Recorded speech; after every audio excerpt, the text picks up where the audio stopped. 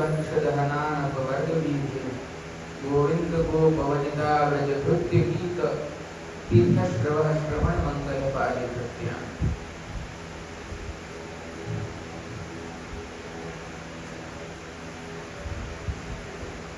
श्री गोपीनाथ जी ना 250 वर्ष निमित्ते रास पंचाध्यायी सत्रना आ 7મા સત્રના દિવસે ત્રીજા દિવસે 7મા સત્રના ત્રીજા દિવસે આજે આપણે એકત્રિત થયા છીએ અને રાસ પંચાધ્યાયનો ગૂઢાર્થ શ્રી મહાપ્રભુજીના વચનો દ્વારા સુબોધની થકી આપણે સમજવાનો પ્રયત્ન કરી રહ્યા છીએ। આજે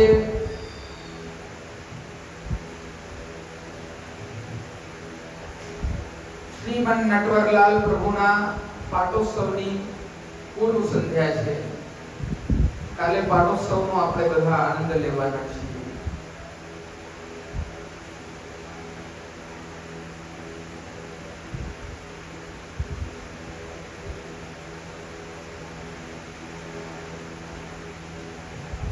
આજે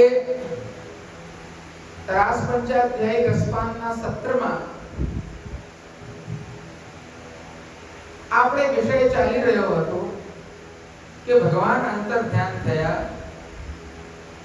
તે પછી અન્વેષણ લીલા એટલે કે ખોજ શોધખોળ કરવી તે અન્વેષણ ગોપીજનોએ કયા પ્રકારે કર્યું, કયા કયા વૃક્ષોને, વનસ્પતિઓને, પૃથ્વીને, તુલસીજીને બધાને એમણે પરીક્ષા કરી કે કૃષ્ણ ક્યાં છે। પછી તે લોકોએ અનુકરણ કર્યું। આના દ્વારા રસાશક્તિ નિરૂપિત થઈ, પછી લીલા એમના હૃદયમાં સ્ફૂર્ત થઈ। લીલા સ્ફૂર્ત થવાના કારણે એ પોતે લીલા કરવા લાગ્યા।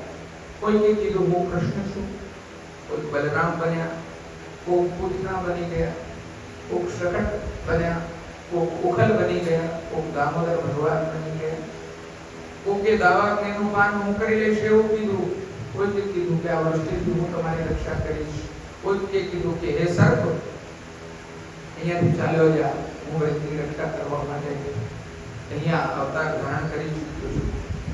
આ પ્રકારે સમગ્ર ભગવાનની જે લીલાઓ છે તે લીલાઓ એમના હૃદયમાં સ્ફૂર્ત થઈ અને એ લીલાઓનું એ લોકો આચરણ કરવા લાગ્યા।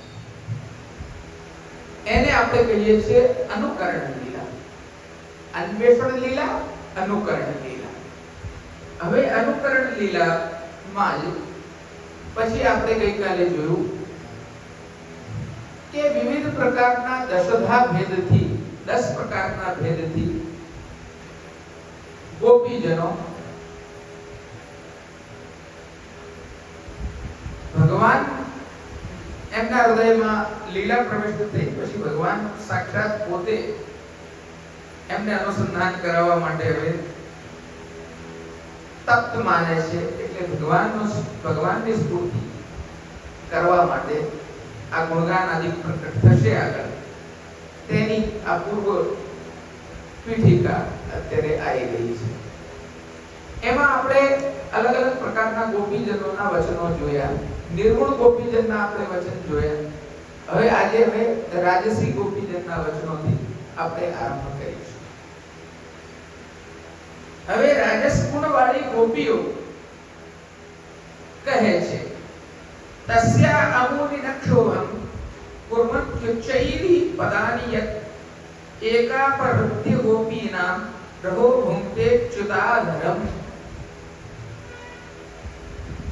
जे गोपी एकली भगवान ने ले गई। અહીંયા વાત પૂર્વની એવી હતી કે ઠાકોરજી અંતર ધ્યાન થયા ત્યારે એક ગોપી સાથે એટલે કે સ્વામીજી સાથે કે જેમણે પૂર્ણ આરાધન કરેલું છે એવું આપણે નિર્ગુણના વર્ષનામાં જોયું। એવી એક ગોપી સાથે ઠાકોરજી અંતર ધ્યાન થઈ ગયા છે અને એ ધન્ય છે। એને જાણે શું તપ કર્યું હશે, શું આરાધન કર્યું હશે કે એને આ ભગવાન પ્રાપ્ત થયા અને અમે લોકોને ભગવાન પ્રાપ્ત થઈ નથી થયા। એવા પ્રકારના વચનો પૂર્વમાં ચાલી રહ્યા હતા। કે જે ગોપી એકલી ભગવાનને લઈ ગઈ, જઈને સર્વ ગોપીઓના સરખા ભાગરૂપ ભગવાનના અધરામૃતનું એકાંતમાં પાન કરે છે, તે ગોપીના આ પગલા અમને અતિશય ક્ષોભ ઉપજાવે છે. આ એક ગોપી છે કે જેણે શ્રી કૃષ્ણના અધરામૃતનું પાન કર્યું છે, જે અમારા બધાના ભાગનું છે. આથી એ ગોપીજનના ચરણના ચિહ્નો જોઈને અમને અતિશય ક્ષોભ થઈ રહ્યો છે. એવું આ રાજસ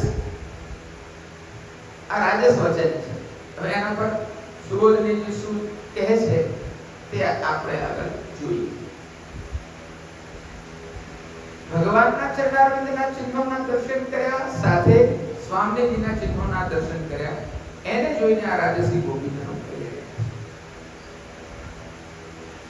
ભગવાનના ચરણારવિંદની રજ તો ખરેખર તેવી જ ધન્ય છે, પરંતુ ભગવાનની સાથે જતી આ ગોપીના પગલા અમને ક્ષોભ ઉપજાવે છે.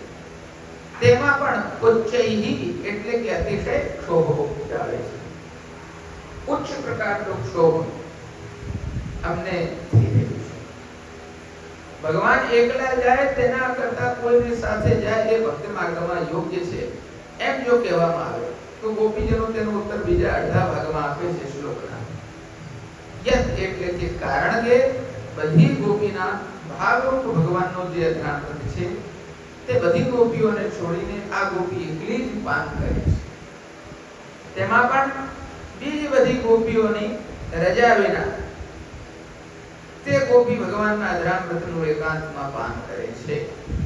ઘણી સ્ત્રીઓના સંબંધને લીધે ભગવાન કોઈનો ભોગ નહીં કરે, એટલે તે ગોપીનો ભગવાન કેવી રીતે ભોગ કરશે એમાં જો શંકા કરવામાં આવે તો કહી રહ્યા છે કે અચ્યુત ભગવાન ખરેખર પૂર્ણ કામ છે, તેમની કોઈ દિવસે શુદ્ધિ થતી નથી. ભગવાનનો વિકાર થતો નથી. વૈષ્ણવ અચ્યુત પદ વાપરવામાં આવ્યું છે. આ રસ સમુદ્ર છે, એમાંથી એકાદ બે ગાગર કોઈ લઈ જાય તો એ ખૂટી પડવાનું નથી, એ ચ્યુત થવાનું નથી. એ ભગવાન અચ્યુત છે, એટલે એમની અંદર કોઈ પણ પ્રકારે ઓછુંપણું થતું નથી, એવું આ સમજે છે અને એવું જ બોલે છે.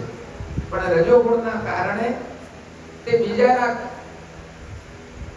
દ્વારા ભગવાનની રહક ક્રીડાને એ દ્વેષમય રીતે જોઈ રહ્યા છે, જે રજોગુણથી ઉત્પન્ન થાય છે. આવી વસ્તુ બીજા ગોપીજનોએ તો તેથી પણ વિશેષ ખેદ કર્યો અને કીધું, ન લક્ષ્યંતે પદાન્યત્ર તસ્યાનુન પ્રણાંકુરૈઃ ખિદ્યત સુજાતાંઘ્રિત તલામુન્નિન્યે પ્રેયસી પ્રિય. અહીં તો તે ગોપીજનના પગલા જણાતા પણ નથી. ખરેખર ત્યારે તૃણના અંકુરોથી જે ગોપીના કમળના પગના તળિયા પીડાતા હશે, ત્યારે તે પ્રિયાને પ્રિય એ કૃષ્ણએ પોતાના ખભા ઉપર તેડી લીધી હશે. હવે ચરણ ચિહ્નોમાં જે કૃષ્ણના ચરણારવિંદ છે તે તો છપાયેલા દેખાય છે, પણ પ્રિયાના ચરણારવિંદ છે તે દેખાતા નથી. તેનો અર્થ એવો છે કે એવું લાગે છે કે આ તૃણ વગેરેનો પરિશ્રમ પગમાં ના પડે એ પ્રિયાને, એટલે એનો પ્રિયાની એટલી બધી ચિંતા કરીને પ્રિયતમે એમને ખભામાં તેડી લીધી હશે અને એના તળિયામાં એ શ્રમ ન પડે એ શ્રમનું નિવારણ પ્રિયતમ રૂપી શ્રી કૃષ્ણએ કર્યું છે. આ ગોપીજનો બીજા ગોપીજનોને કહેવા લાગ્યા, અરે તે ગોપી ભગવાનના અધરામૃતનું પાન કરે છે, એમાં શું વિચાર્યા કરો છો? આટલે દૂર સુધી આવેલા તે ગોપીના પગલા હવે આગળ જણાતા નથી. હવે પગલા જણાતા નથી તે ઠીક થયું એમ કહેવું નહીં. ગોપીજનો તેનું કારણ સમજાવતા કહે છે કે તે ગોપીના પગનું તળિયું તણકલા અંકુરોથી પીડાતું હતું, તે વખતે તે ગોપીને ભગવાને કેળ ઉપર અથવા તો ખભા પર તેડી લીધી. વસ્તુતઃ તો ભગવાને તે ગોપીને બે હાથ વતી ઉચકી લીધી. તેથી આ ગોપીને જનોને વધારે ખેદ થાય છે. ખેદ થવાનું કારણ શું છે?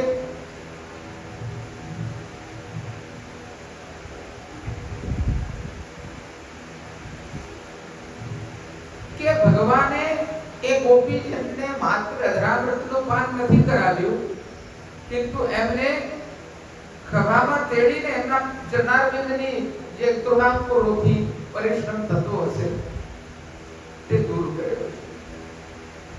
કીર્તનમાં આવે છે, કઠિન કલી મિનત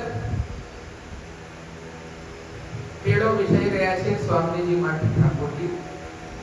એમાં ફૂલ પાથરી રહ્યા છે, કુંદ કલીઓ પાથરી રહ્યા છે. ચયન કરી કરીને એ માર્ગમાં ચાલવા માટે કોમળ કોમળ કળીઓ ઠાકોરજીએ પધરાઈ છે સ્વામીજીને પધરાવવા માટે. અને એમાં પણ જે કઠણ કલી છે કે જે પગમાં ખૂંચે તેવી છે, એને ઠાકોરજી વીણી ગયા છે. શું ભાવના છે? પુષ્ટિ માર્ગ વૈષ્ણવો એવો ભાવનાનો ઉત્કૃષ્ટ માર્ગ છે કે એમાં તત્સુખનો આટલો બધો વિચાર છે. આપણે ઠાકોરજીની સેવા કરતા હોઈએ છીએ ત્યારે આ સૂક્ષ્મ વિચારો આપણે કરીએ છીએ.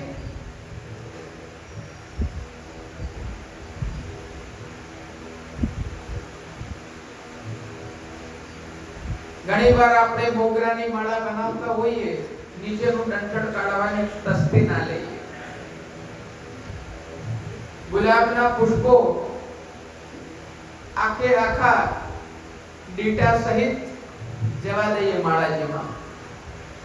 શ્રેયંગની સેવા છે. ઠાકોરજી કોમળ છે, સ્વામીજી અતિશય કોમળ છે. આ યુગલ જ્યારે આ માળાજી ધારણ કરે છે ત્યારે આપણે ચિંતન કરીએ છીએ કે આમાં પરિશ્રમ છે કે આનંદ છે. આ બધું ભાગવત શાસ્ત્રમાંથી નિષ્કર્ષ નીકળેલું છે. સેવા કઈ રીતે કરવી, કેવી કેવી સૂક્ષ્મ ભાવનાઓનું ચિંતન કરીને આ બધું કોમળ એવા યુગલ સ્વરૂપની સેવા, જે બાહ્ય બાળ ભાવ છે, આંતરિક કિશોર ભાવ છે, એવા અદ્ભુત બાળકની સેવા આપણે કરીએ છીએ. અદ્ભુત યુગલ સ્વરૂપની સેવા આપણે કરીએ છીએ, જે લૌકિકમાં ક્યાંય જોવા મળતા નથી. એટલે આ બધી સૂક્ષ્મ ભાવનાઓ સુમોદનીજીમાં પ્રગટ કરી છે.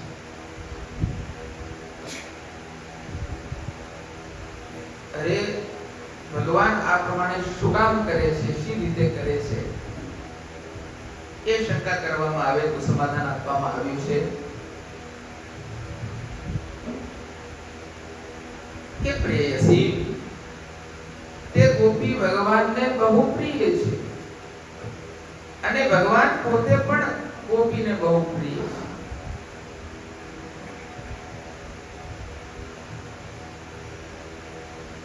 જોઈ જોઈ પ્યારો કરે, સોઈ સોઈ ભાવે. કીર્તનોમાં અદ્ભુત રીતે, વિશિષ્ટ રીતે અને રસપ્રદ રીતે આ બધી લીલાઓનું વર્ણન કરવામાં આવ્યું. અને આજ તો વૈષ્ણવો આપણે ત્યાં સેવા પ્રકારનો હાર્દ છે.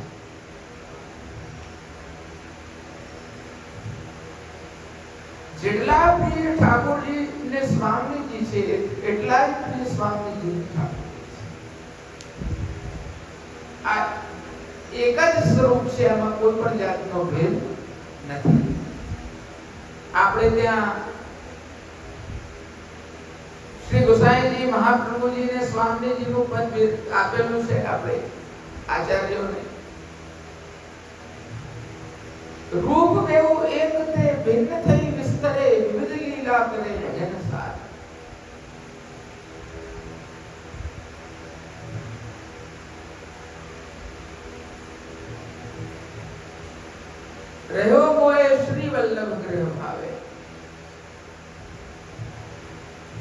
વલ્લભ એટલે કે પ્રિય. ઠાકોરજીને જે પ્રિય છે, સ્વામીજી સ્વરૂપા જે છે, તેમનું કરેલું જ અમને ભાવ છે. એમની ભાવના સૂક્ષ્મથી સૂક્ષ્મ જે છે, કારણ કે એ તો ભજન કરવા માટે, ભક્તિ કરવા માટે, આરાધન કરવા માટે રાધિકા સ્વરૂપે પ્રગટ કરેલા છે. અને શ્રેષ્ઠ રીતે, ઉત્તમ રીતે, ઉત્કૃષ્ટ રીતે એ જ ભગવાનને લાડ લડાઈ શકે છે. આપણે તો માત્ર સચાર કરવા વાળા પરિકર છીએ. આપ સેવા કરી શીખવે શ્રી હરિ ભક્તિ પક્ષ વૈભવ સુદૃઢ પીરો. આપની લીલા તે બદન પોતે કહી ઉચ્ચાર આનંદ તે અધિક દીધું. श्री महाप्रभु जी राग भोग श्रृंगार आदि श्रीनाथ जी ने अर्पण करे छे, गोसाई जी अर्पण करे छे. तेमा અને અન્યની કરેલી સેવામાં આ જ અંતર છે. કારણ કે આપ પોતે સ્વામીજી સ્વરૂપે પ્રગટ થયેલા છે, સ્ત્રીગુણ ભાવાત્મક. અને એ સ્ત્રીગુણ ભાવાત્મક સ્વરૂપ શ્રી મહાપ્રભુજીનું શોધનીજીમાં એ તાત્પર્ય બતાડી રહ્યા છે કે એક ગોપી સાથે રસ ક્રીડા કરતા ઠાકોરજી અંતર ધ્યાન થઈ ગયા છે. તેનો તાત્પર્ય શું છે?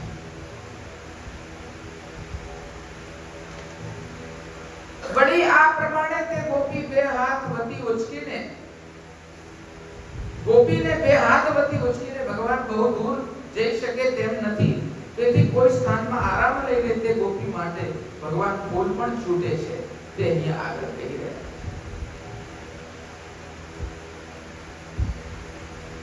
અત્ર પ્રસૂના વચયઃ પ્રિયાર્થે પ્રેયસા કૃતઃ પ્રપદાક્રમણે તે પશ્યતા સકલે પદે. અહીં પ્રિયાને માટે પ્રિય ઝાડ ઉપરથી ફૂલ છૂટેલા જણાય છે. જુઓ, પગના આગલા ભાગ ઉપર રહેવાથી આ અધૂરા પગલા પડ્યા છે. ચરણારવિંદના ચિહ્નોથી સંપૂર્ણ શ્રી અંગનો ચિંતન યુગલ સ્વરૂપ. ગઈકાલે પણ મેં એ જ વાત કરી હતી, આજે પણ હું એ જ વાત કરું છું. આપણે ચરણ પહાડી જઈએ છીએ, આપણે પ્રજના સ્થળો પર જઈએ છીએ, ગિરિરાજજી પર જઈએ છીએ, કોઈ દાડો એ ચરણારવિંદના ચિહ્નોના દર્શન કરીને ચિંતન કરીએ છીએ કે આ કયા મુદ્રામાં ભગવાન ઊભા છે, કઈ મુદ્રામાં એમનું સ્વરૂપ હશે, કઈ મુદ્રામાં યુગલાંક હશે. આપણે તીર્થો પર થપ્પો કરીને આવીએ છીએ વૈષ્ણવો. અમે લોકો નાના નાના હતા ત્યારે થપ્પો રમતા હતા. તીર્થ જે છે કોઈ થપ્પો કરવાનો સ્થાન નથી વૈષ્ણવો. ત્યાં જઈને આજ તો આપણે ચિંતન કરવાનું હોય છે કે તાત્પર્ય શું છે. આ દૃષ્ટિ, આ રસ દૃષ્ટિ આપણને મહાપ્રભુજીએ આપી છે સુબોધનીજી. અને જ્યારે આપણે આ સુબોધનીજીનું શ્રવણ કરી રહ્યા છીએ ત્યારે નિશ્ચિત રૂપે આપણે એ તીર્થો પર જઈને આપણે ભગવાનના દર્શન કરીને, શ્રીનાથજીના સ્વરૂપના દર્શન કરીને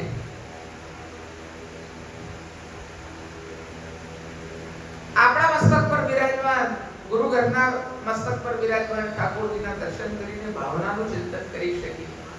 અને એ ભાવનાનું ચિંતન હૃદયમાં રાખી મૂટીએ.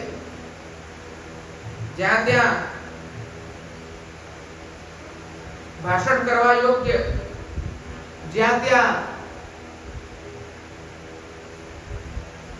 વાણી વિલાસ કરવા માટે આ સ્વરૂપનું ચિંતન નથી હોતું વૈષ્ણવ.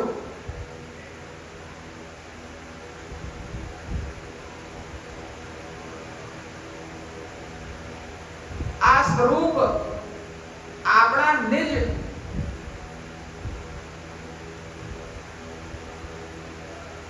શ્રેષ્ઠ છે. जहां तहां मत बोल, वल्लभ नाम अगाध है, जहां तहां मत बोल. साखी આવે છે. આ એવી વસ્તુ છે. હવે આગળ વેણી ગૂંથણ લીલા આવી રહી છે. આપણે ત્યાં તમે જોયું હશે, નિત્ય લીલાની ભાવનાથી આપણે ત્યાં ઠાકોરજીની ચોટી, સ્વામીજીની ચોટી જે શૃંગારમાં સિદ્ધ થાય છે, તેના પર જળતરની કલીઓ ચિતરેલી હોય છે. માણિકની, હીરાની, પન્નાની. કોઈ દિવસ એ ધરતા આપણને ચિંતન થાય છે કે કેવી રીતે સ્વામીજીએ ઠાકોરજીની ચોટી ગૂંથી હશે, કેવી રીતે સ્વામીજીની ચોટી ઠાકોરજી.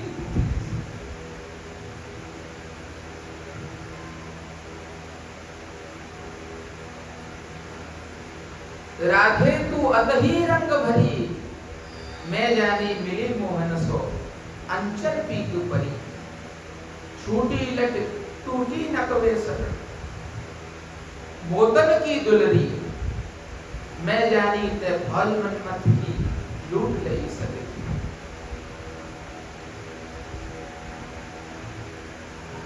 एक चरण भूलू छू, कुसुम कुहित कबरी, अरुण नयन मुख सरस नासिका, कुसुम गुहित कबरी.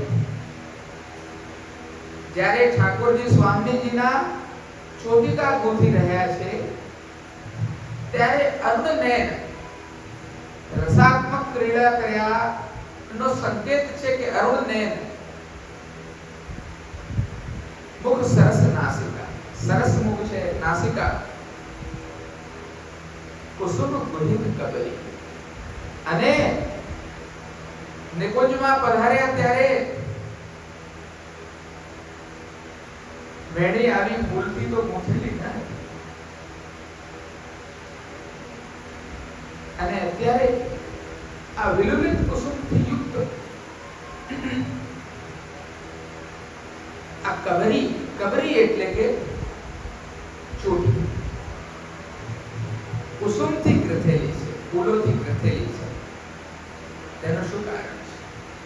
મેં જાની મિલી મોહન સો, મને ખબર પડી રહી છે, લલિતાજીના વચન છે, અંતરંગ સખીઓના વચન છે કે મેં જાની મિલી મોહન સો, અંચલ પીક પરી, सूरदास प्रभु नगधर के संग सुरत समुद्र तरी, राधे तू अदही रंग. આ કબરી એટલે કે ચોટી ગૂંથણ લીલા જે છે તેનું વર્ણન છે. આ બધા આજ પદો જે છે તે બતાડવામાં આવેલા છે. શરૂઆતમાં જોયું ને આપણે કે હાથી હથડી સાથે જે પ્રકારે હોય છે એ પ્રકારે આ ક્રીડા થઈ રહી છે. सूरदास प्रभु नगधर के संग सुरत समुद्र तरी. नगधर નો અર્થ શું છે? જે નગ ધારણ કરે છે માથે, એનો અર્થ નાગ પણ હોઈ શકે, પણ અહીંયા મણિ ધારણ કરેલા એવા, ગજમુક્તા ધારણ કરેલા એવા ગજ છે, હાથી છે ભગવાન, એટલે એમને કીધું નગધર કે સંગ. અને એ આપણે આ ગૌસારંગના પદો સ્નાન યાત્રાથી રથયાત્રા વચ્ચે જ્યારે ગજવેશ ધારણ કરાવવામાં આવે છે, તમે જોશો પીછવાઈમાં પણ હાથી ચિતરેલા હોય છે. એ વખતે કોટનના સાજ હોય એમાં હાથી દોરેલા હોય છે. નવનીત પ્રિયાજીમાં પણ બિરાજે છે, અમારે ત્યાં પણ બધા પ્રાચીન સ્થાનો પર એ દિવસોમાં હાથી, સુવા, આ બધા ના સાજ આવે છે, મુદ્રિત સાજ, પ્રિન્ટેડ, અને એમાં આવા બધા ચિત્રો હોય છે. કારણ કે એ સીઝન જે છે તે ગજ રમણની હોય છે. હાથીઓ જે હોય છે એમની જે છે તે ઉલ્લાસની એ ઋતુ હોય છે, જ્યારે વર્ષાનું માત્ર આગમન થયું હોય છે, અને વર્ષા આગમન કે પદ પણ કહેવાય છે. અને એ દિવસોમાં જ આપણે ત્યાં આ કીર્તનો કરણી રમણ અને ઘન દામિની એ બંનેની ભાવનાના પદો હોય છે.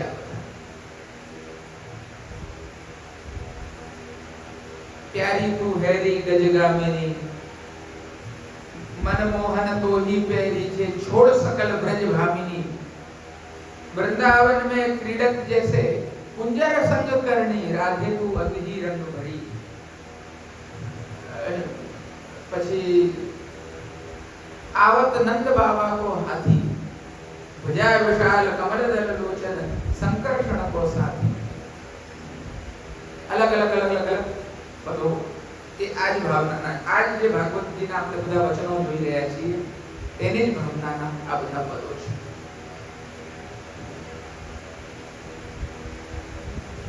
હવે અહીંયા કહે છે કે પહેલા તો ભગવાન ઝાડ ઉપરથી ફૂલ છૂટે છે, અડધા ચરણારવિંદ છપાયેલા છે, ઊંચા થઈને છૂટી રહ્યા છે, ચૂની રહ્યા છે.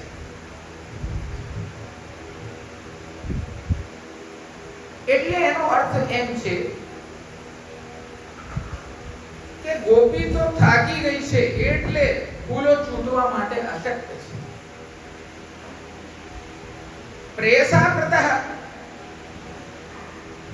એવું એ કહી રહ્યા છે. તે ગોપી ભગવાન કરતા નીચી છે, ઠીકડી છે અને તે એટલી બધી નાજુક છે કે પોતાના પગના આગલા ભાગ ઉપર ઊભા રહેવાના માટે પણ અશક્ય છે.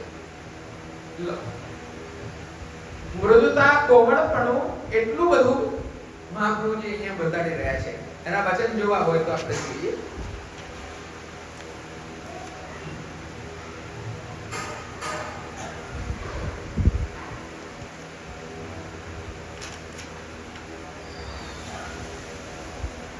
यतः प्रपदाक्रमणे छपाયું બરોબર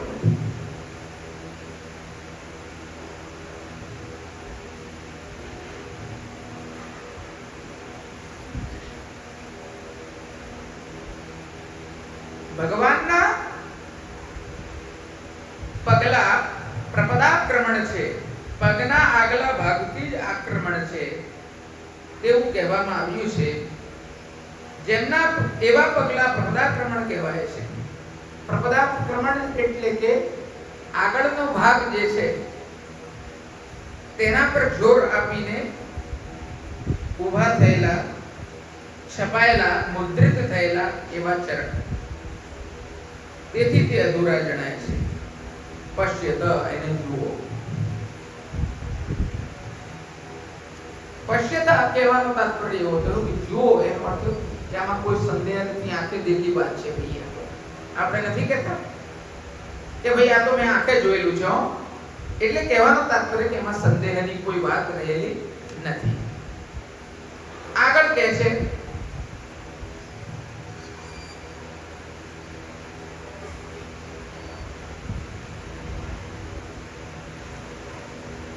केशव प्रसादनं तत्पत्र कामिन्या कामिना कृतं तानि चूडयता कांतम उपविष्टम इह ध्रुवम.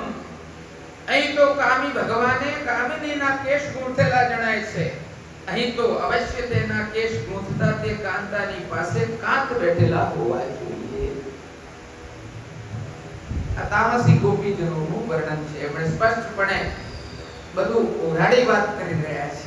આ તામસી ગોપીજનોનું વર્ણન કરવામાં આવ્યું છે.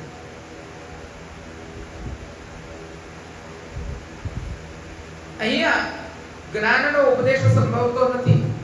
આ વાત કામિન્યા કામિના કૃતમ એ શબ્દો દ્વારા ગોપીજનો કહી રહ્યા છે કે કેશોને ગૂંથવાનું કામ તો ઊભા રહીને પણ કરી શકાય, પરંતુ કેશની અંદર સુંદર પુષ્પ મૂકવાનું કામ ઊભા રહીને થઈ શકતું નથી.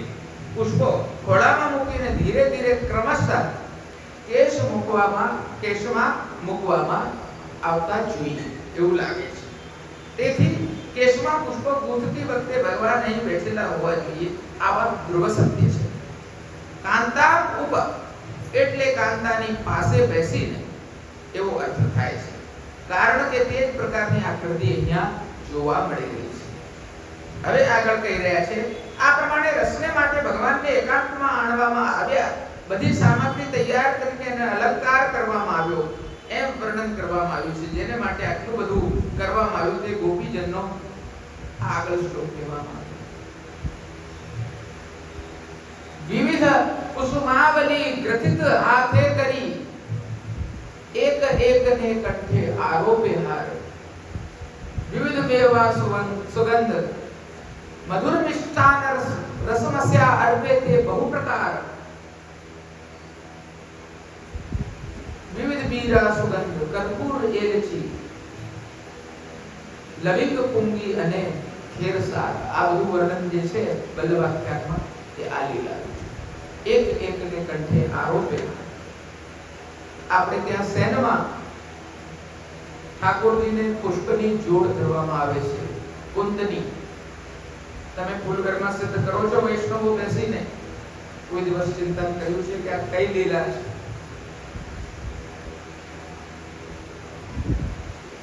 ઠાકોરજી સમગ્ર દિવસ વિવિધ પ્રકારની લીલા કરીને જે શહેરની સ્વામીજી સંગેની રહસ એકાંતમાં જે શ્રાંત અવસ્થામાં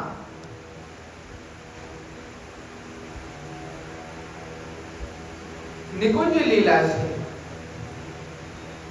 છે જશોદાજી ભોળાવે છે ઠાકોરજીને પછી ઠાકોરજી નિકુંજમાં પહોંચે છે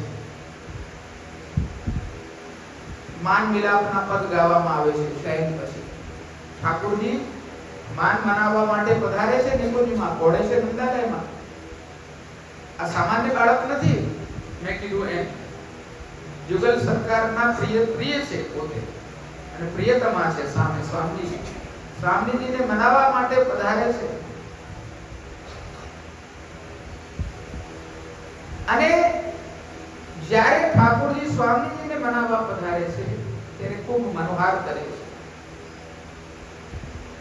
એમાં એના પદોમાં આ બધી લીલા આવે છે વેણી ગોઠન કેવી રીતે કર્યું શું છે શું નહીં અને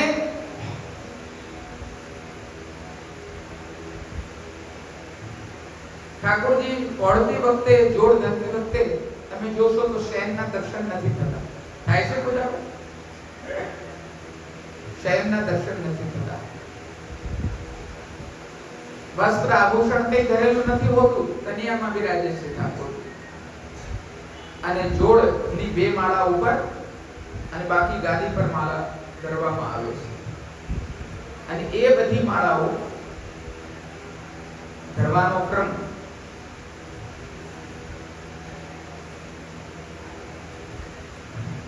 આ પુલંદનીઓ દ્વારા સિદ્ધ માલાજી નથી જે ઉત્થાપનમાં સંધ્યા આરતીમાં દર્શન કરીએ છીએ આ સ્વામીજી દ્વારા ધરાયેલી એક એક ને કંઠે આરોપે હાર વિવિધ કુસુમાવલી ગ્રથિત હાથે કરી એક એક ને કંઠે આરોપે હાર બંટાજીની સેવા તૈયાર થાય છે અનુસરની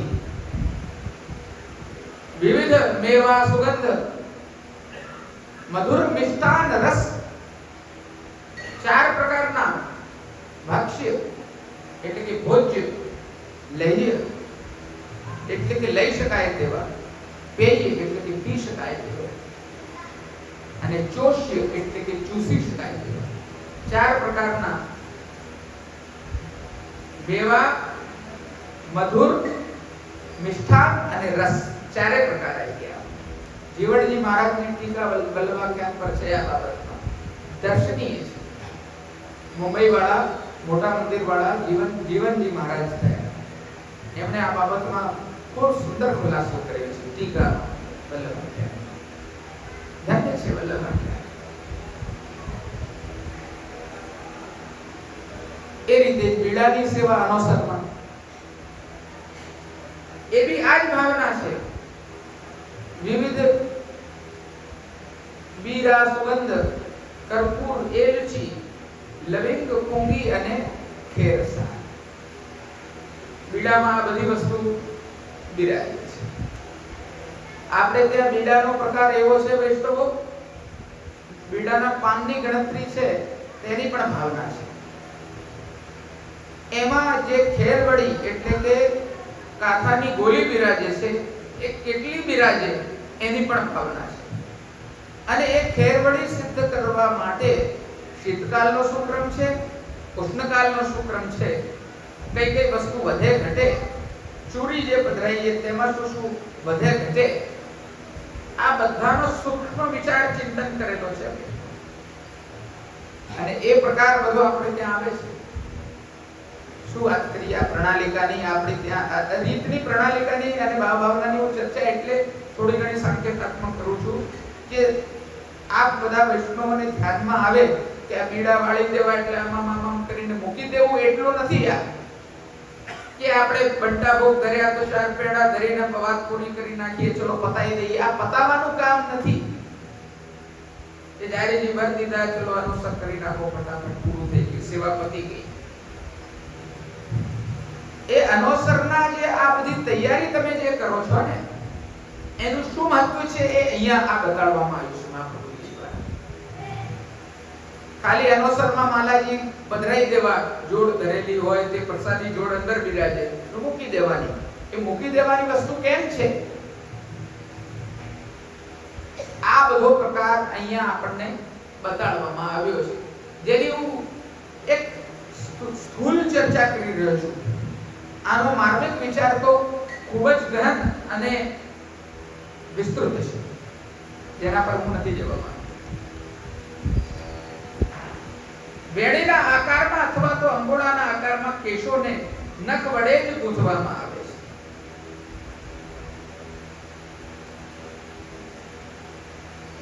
અહીં ખરેખર જ્ઞાનનો ઉપદેશ થઈ ગયો. હવે અહીંયા કહે છે પરંતુ કેશ ગૂંથવાનું કામ તો ઊભા થઈને કરી શકાય છે. આ પુષ્પો ખોળામાં લઈને ધીરે ધીરે ક્રમશઃ એ કેશમાં મૂકવામાં આવ્યા છે. આ પ્રમાણે રસને માટે ભગવાનને એકાંતમાં આણવામાં આવ્યા, પછી બીજી સામગ્રી તૈયાર કરીને અલંકાર કરવામાં આવે. આ શયન સમય જે આપણે જોડ ધરે છે ઠાકોરજી તેની ભાવના, જેને માટે આ બધું કરવામાં આવ્યું છે. તે ગોપીજનો રેમે એ શ્લોકમાં કહે છે, રેમે તયા ચાત્મરત આત્મા રામોપ્યખંડિતઃ કામિનામ દર્શયંતૈન્યમ સ્ત્રીણામ ચૈવ દુરાત્મતામ. આત્મારામ ભગવાને આત્મમાં રમણ કરતા છતાં અખંડિત રહીને કામી પુરુષોનું દૈન્ય અને સ્ત્રીઓની દુષ્ટતા જણાવવા માટે તે ગોપીની સાથે તથા લક્ષ્મીજી સાથે રમણ કર્યું છે. કામ પુષ્ટ થયો એટલે આત્મમાં રતિ કરનાર ભગવાને તે ગોપીની સાથે રમણ કર્યું.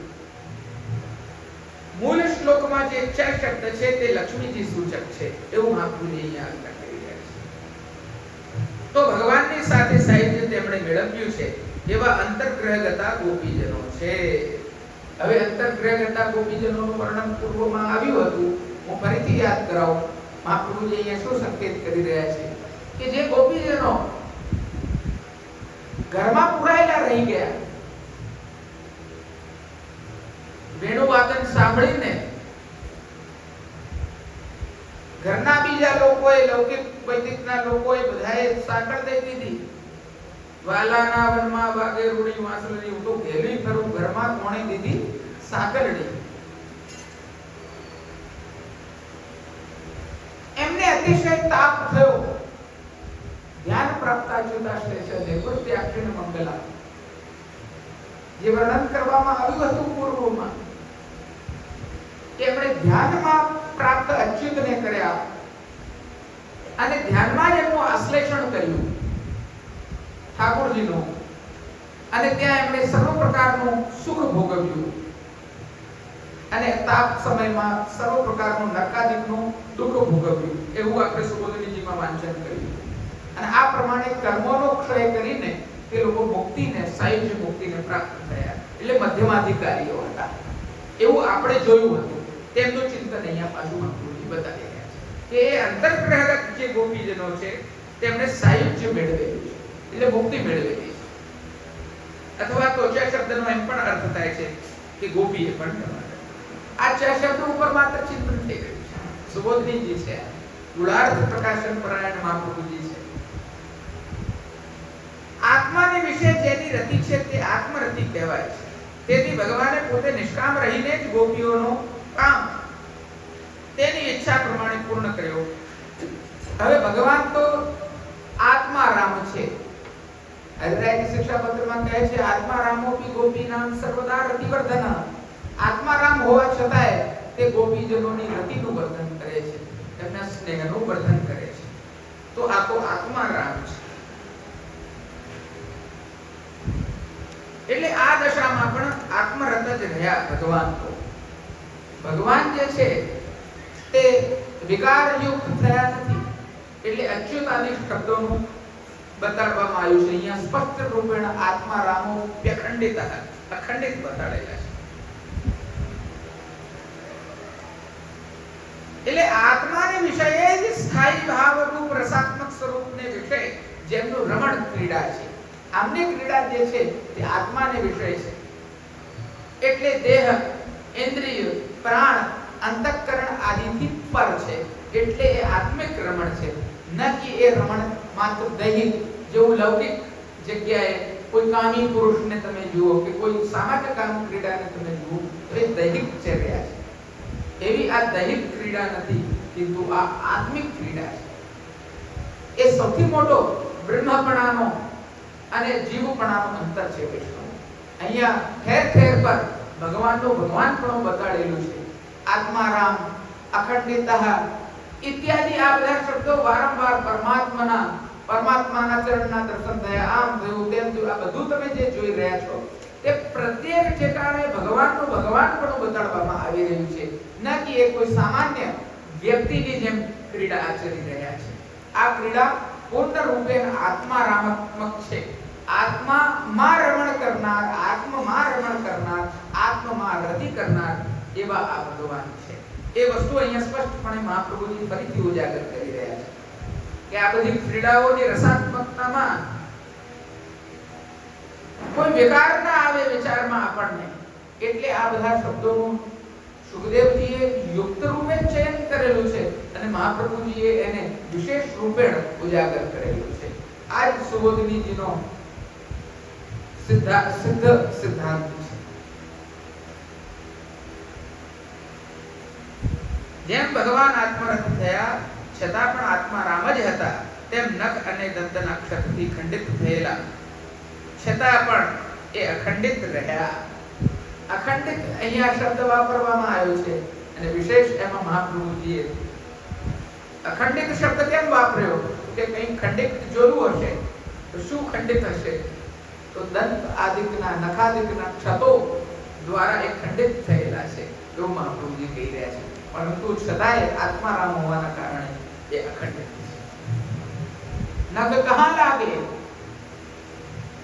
ખંડિતાના પદો છે બધા. નખ કહા લાગે, બન બાંદરા લગાય. ચક ક્યો રાતે, આંખો કેમ લાલ છે? રાત ઊઠ દેખ્યો તાતે ભાન હો. સવાર સવારમાં સૂર્ય દેવતાઓને જે છે એને ધ્યાનથી જોયા ને આંખો લાલ થઈ. ચંદન કહા લાગ્યો, પછી આ બધું ચંદન ક્યાં લાગ્યું છે?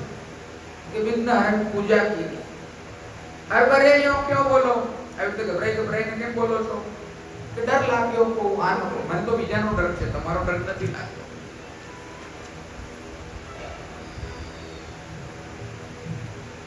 આ અખંડ ભગવાનના ખંડિત થયેલા ચિહ્નો અને એના ઉપર એના દર્શન કરીને ખંડિત થયેલી નાયિકાઓ ના વર્ણન આ ઉષ્ણકાલના પદો, વર્ષાગમનના પદો અને શીતકાલના ખંડિતાના પદો આ બધા દર્શનીય છે.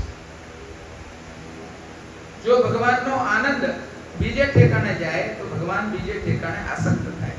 અર્થાત ભગવાને પોતાના સ્વરૂપાનંદનું સ્થાપન તે ગોપીમાં કર્યું, તેથી તે ગોપીમાં આસક્ત થયા અને તેની સાથે રમણ કર્યું.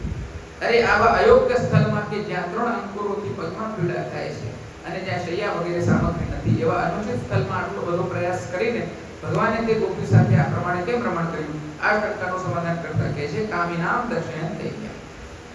ભગવાને જે અયોગ્ય સ્થળમાં રમણ કર્યું તેનું પ્રયોજન કહી રહ્યા છે કે કામી લોકો તો આ પ્રમાણે જ દીન બને છે. કામથી પીડાયેલા મનુષ્યો ખરેખર સ્વાભાવિક રીતે કૃપણ દીન હોય છે. તે ભગવાન તે કામી લોકોનું અનુકરણ કરી રહ્યા છે, દીન બની જાય છે. એમને લોકમાં કામી પુરુષ હોય છે તેને સ્થળ ઇત્યાદિનું અનુસંધાન નથી રહેતું. જ્યારે અહીંયા તો આ આત્મારામ છે, છતાંય આવું કરી રહ્યા છે.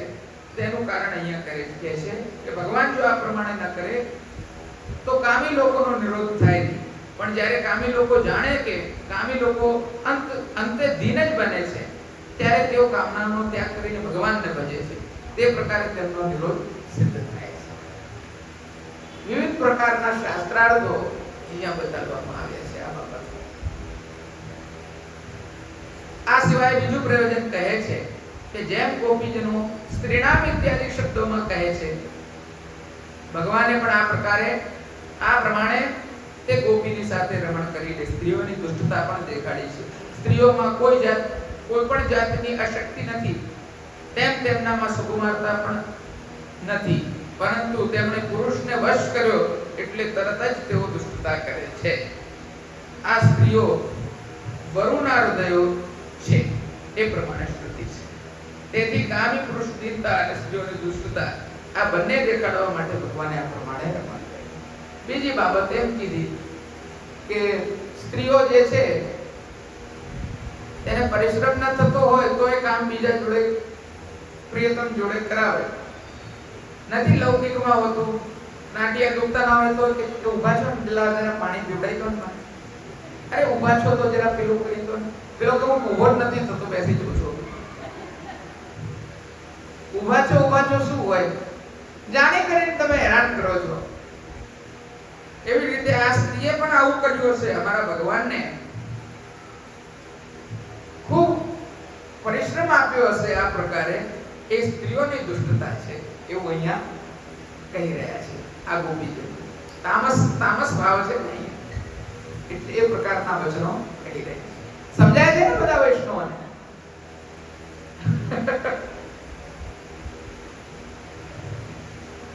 આ પ્રમાણે ગોપીજનોમાં ભગવાનનો આવેશ થવાથી બધી વસ્તુઓના યથાર્થ સ્વરૂપની તેમને સ્ફૂર્તિ થઈ. બધી વસ્તુઓનું યથાર્થ સ્વરૂપ એમને સ્ફૂર્ત થયું એવું અહીંયા મહાપ્રભુજી આજ્ઞા કરી રહ્યા છે સ્પષ્ટ રૂપે. આનું જરા એક વોલ્યુમ મને થોડું વધારી આપો, મને સંભળાતું નથી. થોડું વધારી બસ. શ્રી કૃષ્ણાય નમઃ. આવે છે અવાજ બધાને? મારે જોર જોરથી બોલવું પડે છે. બસ.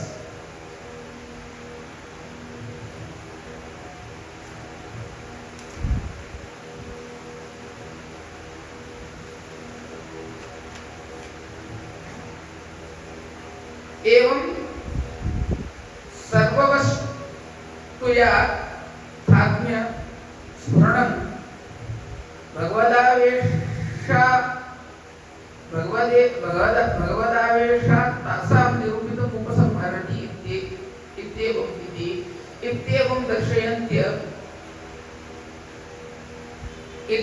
दर्शयन्त्यस्ता चेरुर्गोप्यो विचेतसः. હવે અહીંયા કહી રહ્યા છે ભગવાનની લીલાઓ દેખાડતા તે ગોપીજનો વિક્ષિપ્ત ચિત્તથી મનમાં ફરવા લાગ્યા. હવે આ પ્રકારે વિવિધ પ્રકારની લીલાઓનું ચિંતન કરીને આ ગોપીજનો વિક્ષિપ્ત ચિત્ત થઈ ગયા. વિક્ષિપ્ત ચિત્તનો અર્થ છે કે એ ગોપીજનો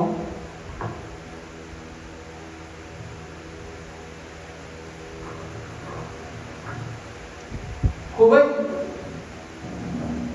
વિહવળ અને ચિત્તથી એક પ્રકારે આપણે કહીએ ને કે ઉખડી જેવું એ પ્રકારના થઈ ગયા અને એ વનમાં ફરવા લાગ્યા. વનમાં ઢૂંઢન ગયા, વનમાં શોધવા લાગ્યા.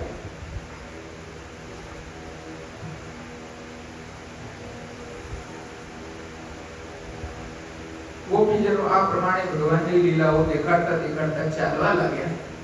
આ બધા ગોપીજનો અનેક પ્રકારના હતા. તેનું કારણ દર્શાવતા સુખદેવજી કહે છે આ એક ગોપીજન નથી, એક સમૂહ નથી, એ જૂથાવલીઓ છે. અનેકો પ્રકારની તે બધા યુદ્ધાવલીઓ ફરવા લાગ્યા. એવું સૂચિત કરવા અહીંયા ગોપ્ય શબ્દ વાપરવામાં આવ્યો છે. એક ગોપી નહીં પણ ઘણી બધી ગોપીઓ. ગોપીઓ ખરેખર શાસ્ત્ર ભણીને ભગવદીય થયા નથી, મહત્વપૂર્ણ વાત છે, પરંતુ સ્વભાવથી જ ભગવદીય થયા છે.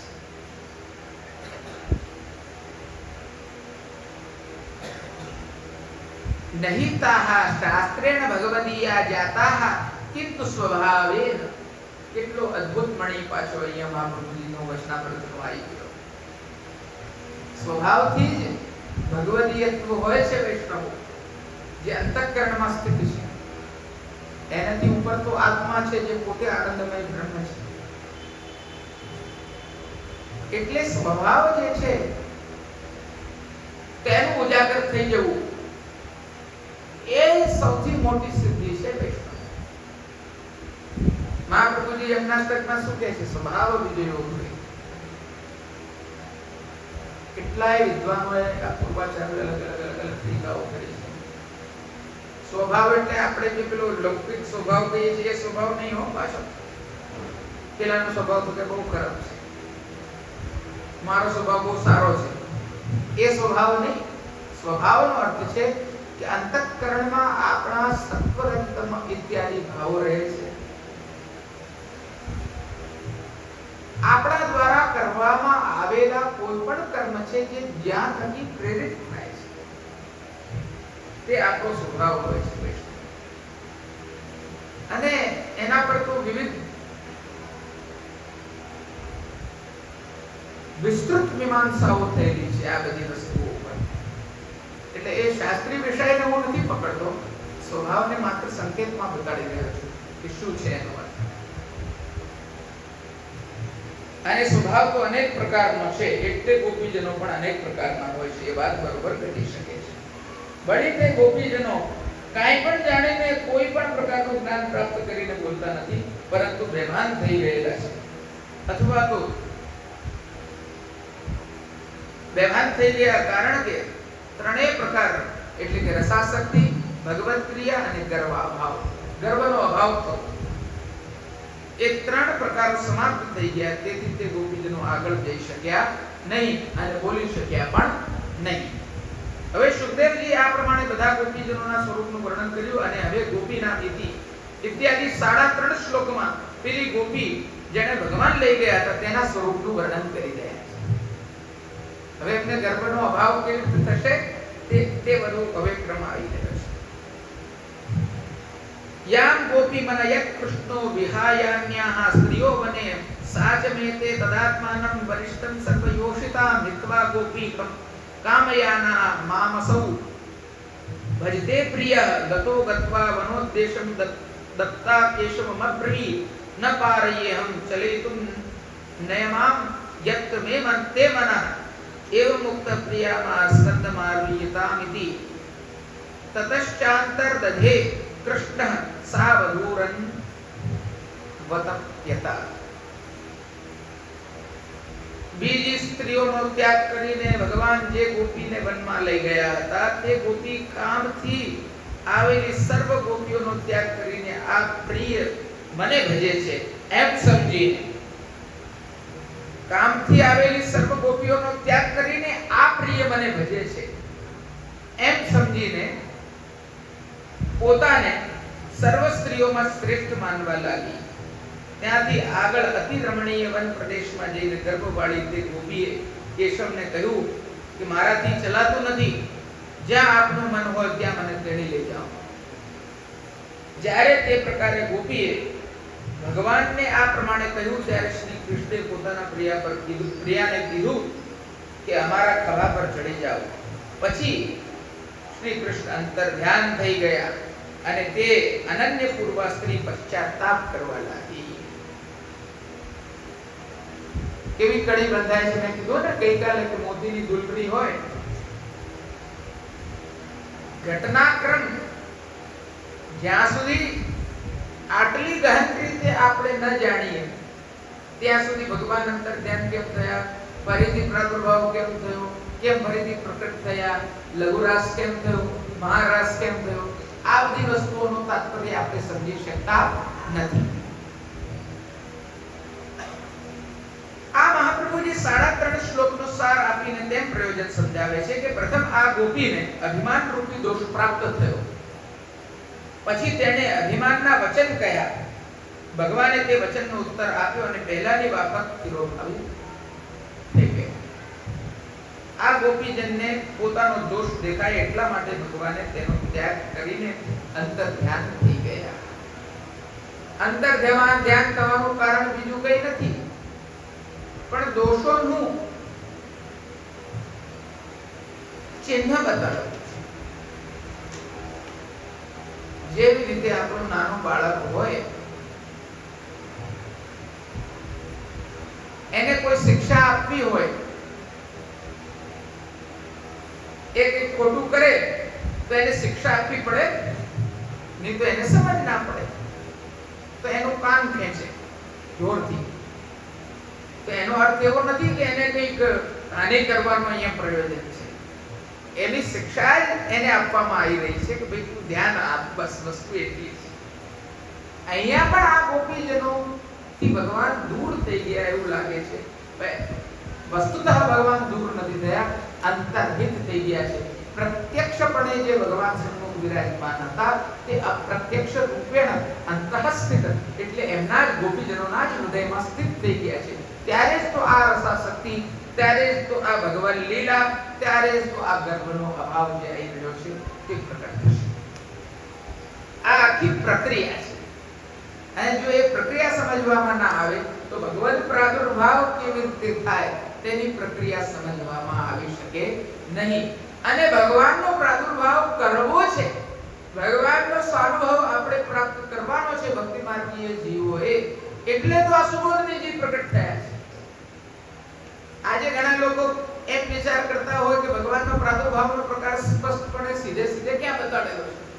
આ સ્પષ્ટપણે સીધે સીધે જ બતાડેલો છે, પરંતુ આપણે લોકો તેના પર ચિંતન, મનન, વાંચન, અનુસંધાન, અવગાહન કરવા ઈચ્છતા નથી, અથવા આપણને એટલી જાગૃતતા કે સાવધાની નથી કે આમાં આવું કંઈ હોઈ શકે છે. એટલે આપણે લોકો તમારા ગુજરાતમાં કહેવાય છે ધકેલ પંજા દોડશો એવી સેવા કરીએ છીએ. આપણે સેવા કેવી કરીએ છીએ? ધકેલ પંજા દોડશો. ચાલે છે કરવા ખાતર કરી દીધું, જેને આપણે શાસ્ત્રીય રીતે કહીએ તો ક્રિયાત્મક સેવા કરીએ છીએ, ક્રિયા માત્ર કરીએ છીએ, પણ એના ઉપર ચિંતન, મનન કે અનુસંધાન કે અવગાહન કરતા નથી. અને એટલું માત્ર જો આપણે કરવા લાગીએ તો આ બધું કહેલું જે છે, આ બધું પ્રકાશિત કરેલું જે છે તે ફલીભૂત છે.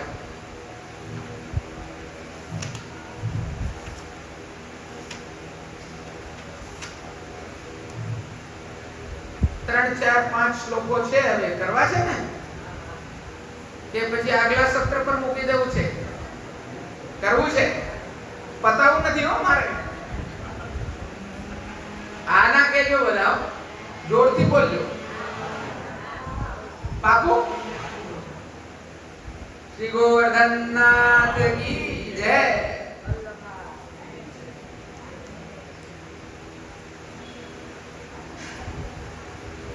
પ્રથમ આ ગોપીને બધા ધ્યાનથી સાંભળે વૈષ્ણવો.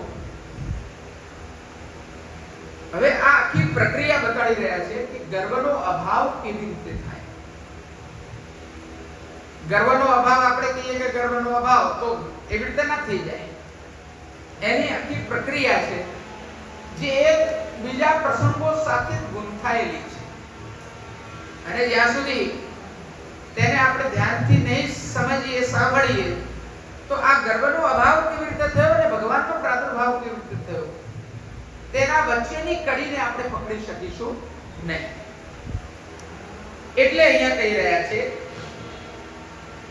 પ્રથમ આ ગોપીને અભિમાન રૂપી દોષ પ્રાપ્ત હતો, પછી તેણે અભિમાનના વચન કહ્યા.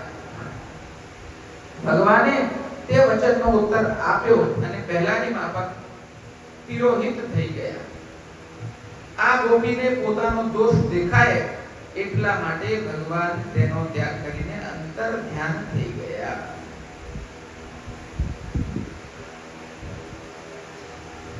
હવે આ ગોપી પોતાની દયાજનક સ્થિતિને જોઈને વિચાર કરે છે કે ભગવાને જે મારો ત્યાગ કર્યો છે તે મારા દોષને લીધે જ ત્યાગ કર્યો છે, એમને ત્યાગ કર્યો નથી. अपनो दोष विचार सकी उन सौ कछु न कहिए, कृपा को लालच झूठी છે. આપણા દોષોનું ચિંતન કરો. પહેલા જે ગોપીમાં અભિમાન રૂપી દોષ ન હતો એવી ગોપીને ભગવાન લઈ ગયા, અને જેનામાં અભિમાન ન હતો તેને ભગવાન લઈ ગયા. અમારી અંદર અભિમાન હતો એટલે ભગવાન અમને છોડી ગયા. કારણ કે ભગવાન કૃષ્ણ છે. અહીંયા શું શબ્દ વાપરવામાં આવ્યો છે? કૃષ્ણો વિહાયાન્યા સ્ત્રીઓ બને. કૃષ્ણ શબ્દ વાપરવામાં આવ્યો છે ભગવાન માટે. એનો સ્પષ્ટ અર્થ એ છે કે કૃષ્ણ છે, સદાનંદ છે, એટલે તે ગોપીમાં સ્વરૂપાનંદનું સ્થાપન કરવા માટે ભગવાન તેને એકાંતમાં લઈ ગયા. અને બીજી બધી ગોપીઓ તો સ્ત્રીઓ હતી, દુરાત્મા હતી, તેમને માન મદ વગેરે થયો હતો. આ ગોપી તો મુગ્ધા જ હતી, ભલી એની અંદર કોઈ ગર્વ નથી જેને ભગવાન લઈ ગયા છે. એની અંદર તો કોઈ માન નથી. એ તો બિચારી ભલી છે, ભોળી છે, મુક્ત છે. જેથી વનમાં રહેલી ગોપીઓને સમજણ પડે કે અમારામાં દોષ જ હતો, તેથી અમારો ત્યાગ કરીને ભગવાન પેલી નિર્દોષ ગોપીને લઈ ગયા. ભગવાન જે ગોપીને એકાંતમાં લઈ ગયા, કે ગોપી પોતે નાયિકા હતી અને નાયિકાઓનો સ્વભાવ અભિમાની હોય છે, છતાં પણ અત્યાર સુધી પોતાના નાયક પ્રભુને આધીન રહી આ પ્રમાણે નાયિકાના સ્વભાવથી વિરુદ્ધ વર્તી. એ નાયિકાનો વિશેષ સ્વભાવ કેવો હતો વૈષ્ણવો? આ ગોપીજનો ચિંતન કરી રહ્યા છે કે જે સૌભાગ્યવાન નાયિકા છે કે જેને ભગવાન લઈ ગયા છે, તેના સ્વભાવમાં એક વિશેષતા એ હતી કે સામાન્ય નાયિકાઓની જેમ તેની અંદર મદ કે માન કે આવા પ્રકારના કોઈ અવગુણો, દુરાત્મા પણ એમની અંદર હતું નહીં. જે સ્વાભાવિક રીતે નાયિકાના જે અભિમાન વગેરે સ્વાભાવિક ગુણો તથા પ્રૌઢ ભાવ, તે બંને તે ગોપીના કોમળ ભાવો, નાયકને આધીન રહેવા માટે જે કોમળ ભાવ છે તેનો નાશ કર્યો. અને તે પોતે પણ બીજી ગોપીઓની માફક અભિમાની થઈ. હવે નાયિકાના જે અભિમાન વગેરે સ્વાભાવિક ગુણ અને પ્રૌઢ ભાવ, તે બંને એક તે ગોપીના કોમલ ભાવનો, એટલે કે નાયકની આધીન રહેવાનો જે કોમલ ભાવ છે તેનો નાશ કરી નાખ્યો. એટલે એવી તો બીજા ગોપીઓની જેમ અભિમાની થઈ. સમજો વૈષ્ણવ, હવે ક્યાં ક્યાં વળાંક આવે છે ને વાર્તામાં, એ સમજવા જેવી વાત છે. અને એના ઉપરથી તારણ, નિષ્કર્ષ, રસ, સિદ્ધાંત પ્રકટ થાય છે. સાંભળો છો ને બધા? તમારી મુખાકૃતિઓ જોઈને તો એવું લાગે છે કે બધા આમાં પૂરવાયેલા છો. છટકશો તો પાછા ક્રમને પકડી નહીં શકો. હવે કહી રહ્યા છે આગળ, ભગવાનની સાથે ગયેલી ગોપીને પણ અભિમાન થયું. એ વાત સુખદેવજી આ શ્લોકમાં કહે છે. બીજી બધી ગોપીઓનો ત્યાગ કરીને ભગવાન જ્યારે આ ગોપીને લઈ ગયા, ત્યારે આ ગોપીને પોતાની જાતને બધી સ્ત્રીઓમાં શ્રેષ્ઠ માનવા લાગી. પહેલા આ ગોપીને આવું અભિમાન ન થયું હતું એ જણાવવા માટે તદા શબ્દનો પ્રયોગ કરેલો છે સુખદેવજી. આ ઉપરથી એમ સમજાય છે કે ભગવાન આખા વર્ગના દોષના લીધે ભક્તોનો ત્યાગ કરતા નથી, પરંતુ દરેક વ્યક્તિના દોષને લીધે તે વ્યક્તિનો ત્યાગ કરે છે. તો સિદ્ધાંત મહાપ્રભુજીએ બતાડ્યું.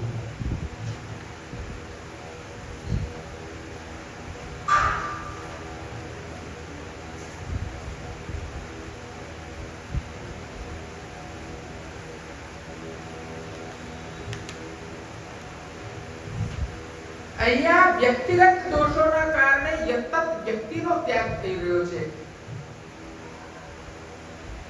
પરંતુ યત્યત જૂથના સંપૂર્ણ ત્યાગ નથી થઈ રહ્યા.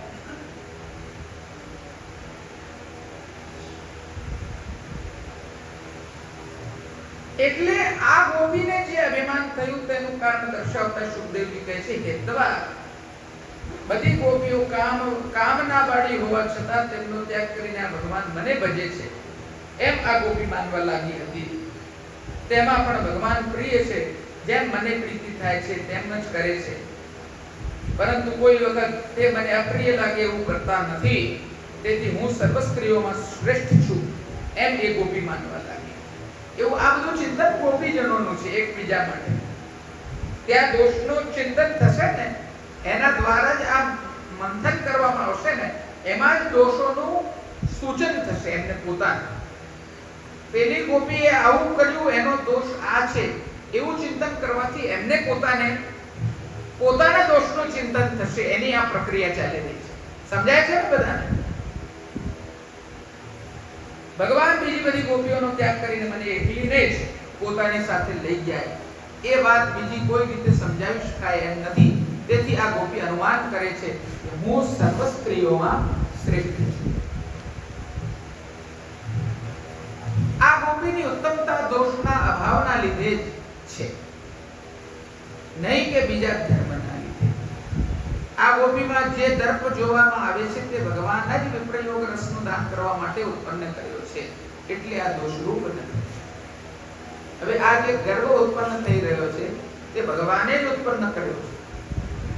દોષરૂપ ગર્વ નથી, કિંતુ જો આપણે શરૂઆતમાં જ જોઈ હતી એ વાત, તાસામ તત્ સૌભગમદમ વીક્ષ્યમાનમ ચ કેશવ પ્રશમાય, એનું પ્રશમન કરવા માટે એ દોષનું અને પ્રસાદાય કૃપા કરવા માટે તત્રૈવાંતર્ધ્યતા, દોષોનું માનવત્વનું શમન કરવા માટે અને કૃપાનું દાન કરવા માટે ભગવાન અંતર ધ્યાન થયા છે. એટલે ભગવાનનો હેતુ, ભગવાનનો અભિપ્રાય બિલકુલ સ્પષ્ટ છે. એમાં કોઈ પણ જાતની ઊંચી નીચી વાત નથી. એટલે આ વિપ્રયોગ રસનું દાન કરવા માટે, કૃપા કરવા માટે અને આ દોષોનું શમન કરવા માટે આવું કર્યું છે. એટલે આ પ્રકારનો એમનો સ્વીય જનિત દોષ નથી, પરંતુ ભગવત પ્રદત્ત દોષ છે એવું સમજવું જોઈએ. હવે એ દોષને દૂર કરવાનું પણ કામ ભગવાનનું છે. સમજો છો વૈષ્ણવો? ભક્તિ કાર્યમાં આપણાથી લાખો દોષ થાય છે. આપણે જ્યારે ભગવાનની સેવા કરતા હોઈએ છીએ ત્યારે અનેક પ્રકારના દોષ કરીએ છીએ, પણ એમાંથી ભગવદ અભિપ્રાય વધુ સ્પષ્ટ થાય, વિપ્રયોગાત્મક તાપ વધુ થાય, એવી પ્રકારના જે આપણા દોષમય આચરણ સ્ફૂર્ત થાય છે આપણને, તેમાં એમ સમજવું જોઈએ કે ભગવાને કૃપા કરીને આ દોષ મારાથી કરાયો અને એમણે જ કૃપા કરીને આ દોષ મારાથી દૂર કર્યો. આ સિદ્ધાંત છે. આપણે દોષથી કરેલા છે. દોષની દૈન્યતા પ્રદાન કરે છે વૈષ્ણવ.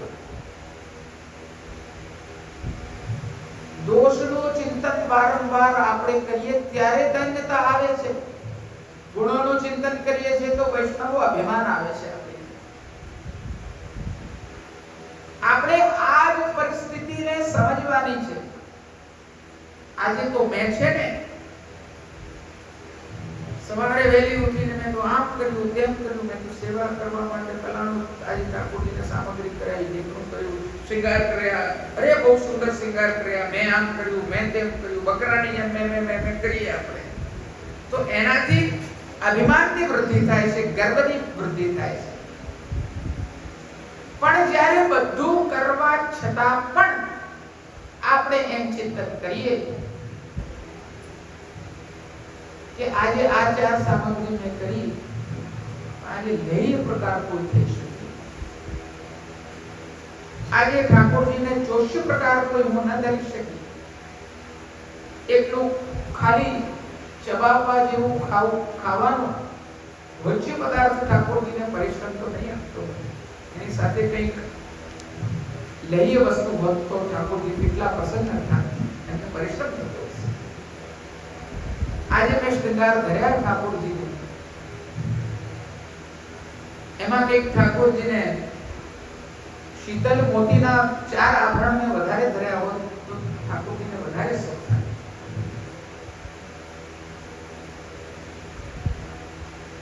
આ પ્રકારનું સૂક્ષ્મ માર્મિક ચિંતન જે છે તે દૈન્યતાનું વર્ણન કરે છે.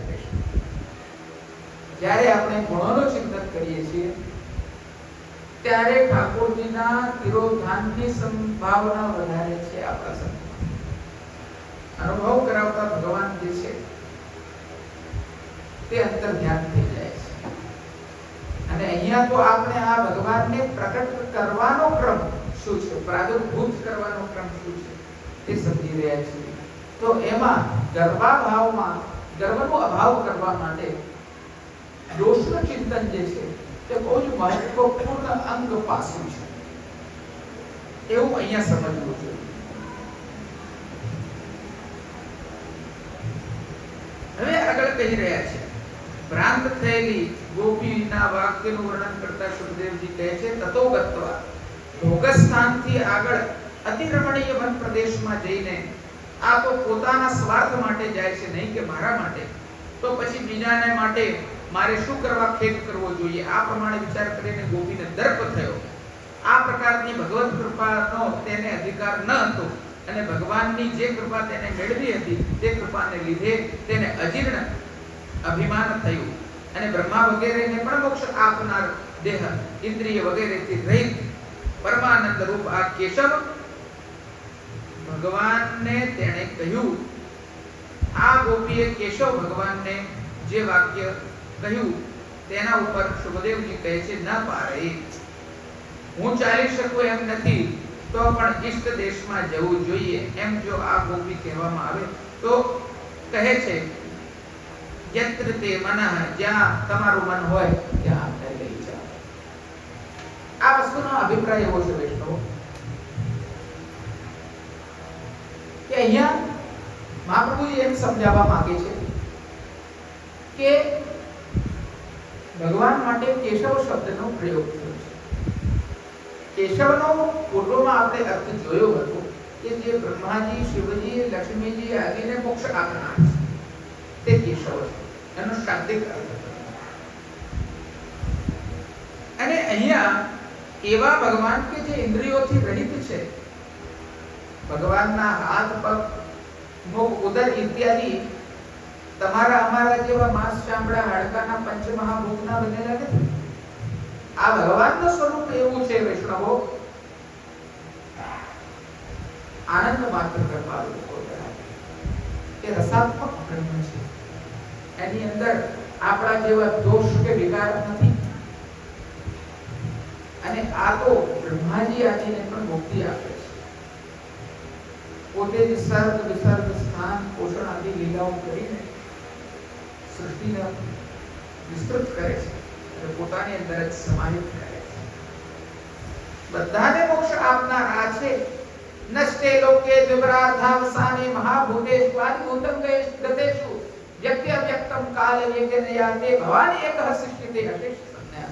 દેવકીજીની સ્તુતિમાં આ વસ્તુ બહુ સ્પષ્ટ રીતે બતાડેલી છે કે આ સૃષ્ટિ ઉત્પન્ન કરવા માટે ભગવાન સર્ગાદિક લીલા કરીને વિસર્ગ લીલા કરે છે, બ્રહ્માજીને ઉત્પન્ન કરે છે, પછી આ પંચમહાભૂતને પ્રકટ કરવા માટે મહત્તત્વમાંથી અહમ તત્વ પ્રકટ કરે છે, અહમ તત્વમાંથી આકાશને પ્રકટ કરે છે, આકાશમાંથી શનૈ શનૈ આ બધા જે કોઈ પણ પ્રકારના પંચમહાભૂત છે તેમને પ્રકટ કરે છે. આ 28 તત્વોને પ્રકટ કરે છે અને એ રીતે જ એનો પ્રલય કરે છે. આરોહી જે પ્રક્રિયા બતાડી એ અવરોહી પ્રક્રિયામાં પાછો નાભી કમલમાં બ્રહ્માજીને સમાવિષ્ટ કરીને એમને મુક્તિ આપે છે. સમજાય છે વૈષ્ણવ? હવે ભાગવતમાં પહેલા સ્કંદથી લઈને 9મા સ્કંદ સુધી કથા કેમ કરી એનો અભિપ્રાય આ છે. કોઈ આગળના અધ્યાયો કોઈ વાંચવા લાયક નથી, કોઈ એમાં કઈ છે નહીં, કઈ સમજ પડતી નથી, એવું બધું નથી. આ સીધી વાત છે કે આ નિરોધ લીલા કે જેમાં ભક્તોનું પ્રપંચ વિસ્મૃતિ પૂર્વક ભગવદ આસક્તિનું જે લક્ષણ બતાડવામાં આવ્યું છે તે શું છે તે સમજાવવાની આ પ્રક્રિયા છે. એ આગળનો બધો વાણી વિલાસ નથી. કોઈ પણ વૈષ્ણવ એવું ના સમજે. ઘણા લોકો અવિવેક એવો કરતા હોય છે, અરે આગળનામાં શું કે આપણે તો કુર્તી માર્ગીઓ માટે તો કે આ જ છે કે જે છે આ એમને ના મળે. એમને ડાયરેક્ટ જે કૂદકા મારે છે ને તે સિદ્ધાંતનો અપસિદ્ધાંત કરે છે એવું મારું સ્પષ્ટ માનવું છે. વાર્તાજીના અર્થ કાઢતા હો છો તમે, પણ તમને ખબર જ નથી કે સિદ્ધાંત શું છે. ભાગવતજીના અર્થ કાઢતા હો છો, કીર્તનોના અર્થ કાઢતા હો છો, પણ અર્થ કેવી રીતે કાઢવો, કઈ પ્રક્રિયાથી અર્થ કાઢવામાં આવે છે એમાં કોઈને તસદી લેવી નથી. આ આપણા માટે સૌથી વધારે અત્યારે પુષ્ટિ માર્ગમાં જે ચિંતનીય વિષય છે અને સૌથી દુર્ભાગ્યપૂર્ણ જે વિષય છે તે આ વિષય છે એવું મારું મત છે કે આપણને ચિંતન કરવાની ઉત્સુકતા જરૂર છે, પરંતુ ચિંતન કેવી રીતે કઈ પ્રક્રિયાથી કરવું તેની આપણે તસદી લેતા નથી. અને એ જો નહીં લેવામાં આવે તો આપણે અપસિદ્ધાંતને અપનાઈશું અને એના કારણે આપણા માર્ગીય જે વિચારો નથી તેવા વિચારો પર મોટા મોટા મહેલ બનાવીશું ભાવ ભાવનાના નામે, અને આપણા માર્ગને ક્ષતિગ્રસ્ત કરીશું આપણે જો આ વસ્તુ નહીં સમજીએ તો. એવું મારું સ્પષ્ટપણે માનવું છે. આગળ એટલે અહીંયા આ પ્રકારના ઇન્દ્રિયોથી રહિત પરમાનંદ રૂપ ભગવાન જે છે તેને એ ગોપીએ એમ કીધું ગર્વથી યુક્ત થઈને કે હવે હું આગળ ચાલી નહીં શકું, હવે મને તેડી ક્યાં જવાનું છે એવી કે મને ખબર નથી, તમારે જ્યાં લઈ જવું હોય ત્યાં તમે મને લઈ જાઓ. એવો અભિપ્રાય થયો. યત્ર એવના, જ્યાં તેમનું મન હોય ત્યાં. ગોપીએ જ્યારે આ પ્રમાણે કહ્યું ત્યારે ભગવાન તે અતિ ચતુર છે. તેમણે વાક્યનો જે ઉત્તર આપ્યો તેનું વર્ણન સુખદેવજી કહી રહ્યા છે કે આ પ્રમાણે ભગવાનની પ્રિયા છે એટલે ભગવાને તેના વાક્યનો ઉત્તર આપ્યો કે સ્કંધમ આરુહ્યતા, સ્કંદ પર આરુહ્ય થઈ જાઓ, મારા પગે બેસી જાઓ. આ ગોપીને નૃત્ય કરવાની ઈચ્છા છે અને પોતાની અંદર જે રસ રહેલો છે તેનો અભિનય કરીને બહાર પ્રકટ કરવાની પણ ઈચ્છા છે. રસનો અભિનય ભૂમિ પર પગ મૂકીને કરવામાં આવે, પોતાના હૃદયમાંથી રસને બહાર કાઢવામાં આવે તો ઊર્ધ્વ ભાવ, એટલે કે પોતાના હૃદયમાં ગુપ્ત રહેલો રસ અનેક જાતના ભાવોનો જે અનુભવ કરાવે છે તેનું પરિણામ છે ઊર્ધ્વ ભાવ. ન થવાથી રસ ચ્યુત થઈ જાય, સ્વરૂપતઃ જ તે નષ્ટ પામે. તેથી ભગવાને કહ્યું કે સ્વસ્કંધ પોતાના ખભા પર ઉપર બેસી જાઓ. ભગવાનના કહેવાનો તાત્પર્ય એવો છે કે રસનો અનુભવ તમારા પોતાનામાં જ કરો, રસને બહાર પ્રકટ કરવા જેવો નથી, નહીં તો અન્યથા થઈ જશે. प्रीत हिये में राखिए प्रकट किए रस जाए. જે પોતાના ખભા પર બેસીને નૃત્ય કરે છે તે જ નટોમાં વટુ, એટલે કે પોતાના અંગોનું તે વેષ્ટન કરવામાં ચતુર છે. સંગીત શાસ્ત્રમાં એક પ્રકારના નૃત્યમાં પોતાના ખભા પર ચડવાનું હોય છે. હવે શાસ્ત્ર આવ્યું, નાટ્ય શાસ્ત્ર છે તે અતિ કઠિન છે અને જે નટ તે પ્રમાણે કરે છે તે સર્વશ્રેષ્ઠ ગણાય છે. અહીંયા તો આ સર્વશ્રેષ્ઠ યુગલ સ્વરૂપ છે.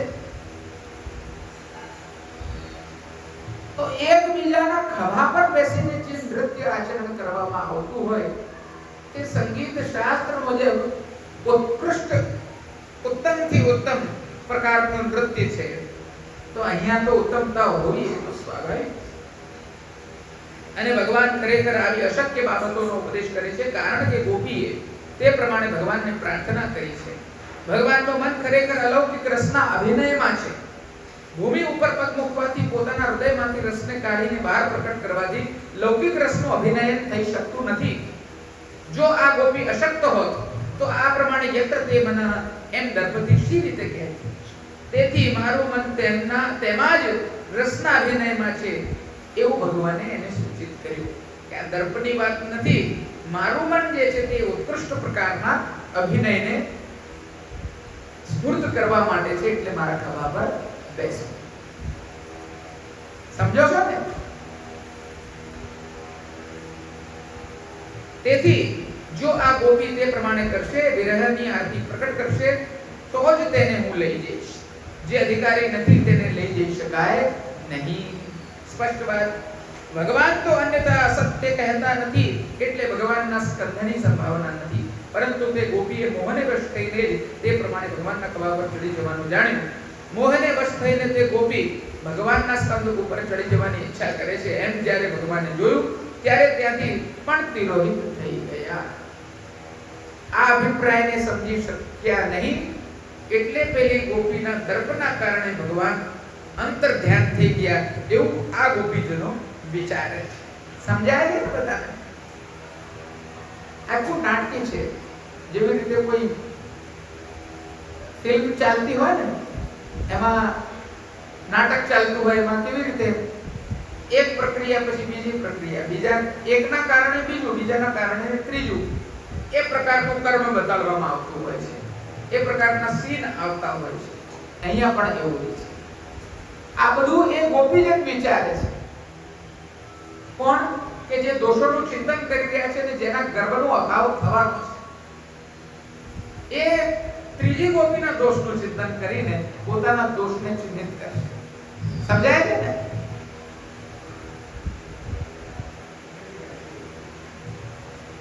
કારણ કે આ કૃષ્ણ તો સદાનંદ છે. વિરોહિત થઈ ગયા કારણ કે આ તો સદાનંદ છે. ભગવાનના તિરોધાન પહેલાની માફક જ બીજા ગોપીજનોની માફક તે ગોપી પણ શોક કરવા લાગી એમ સુખદેવજી કહી રહ્યા છે. વધુ એટલે કે અનન્ય પૂર્વા વ્રત મધ્યસ્થ ગોપી, તેમાં પણ ગુણાતી. અનન્ય પૂર્વા એટલે કે જે પૂર્વમાં વિવાહિત નથી, વ્રત મધ્યસ્થ છે અને ગુણોથી પણ અતીત છે, એવી આ ગોપી છે જે સ્કંદ પર આરોહી છે.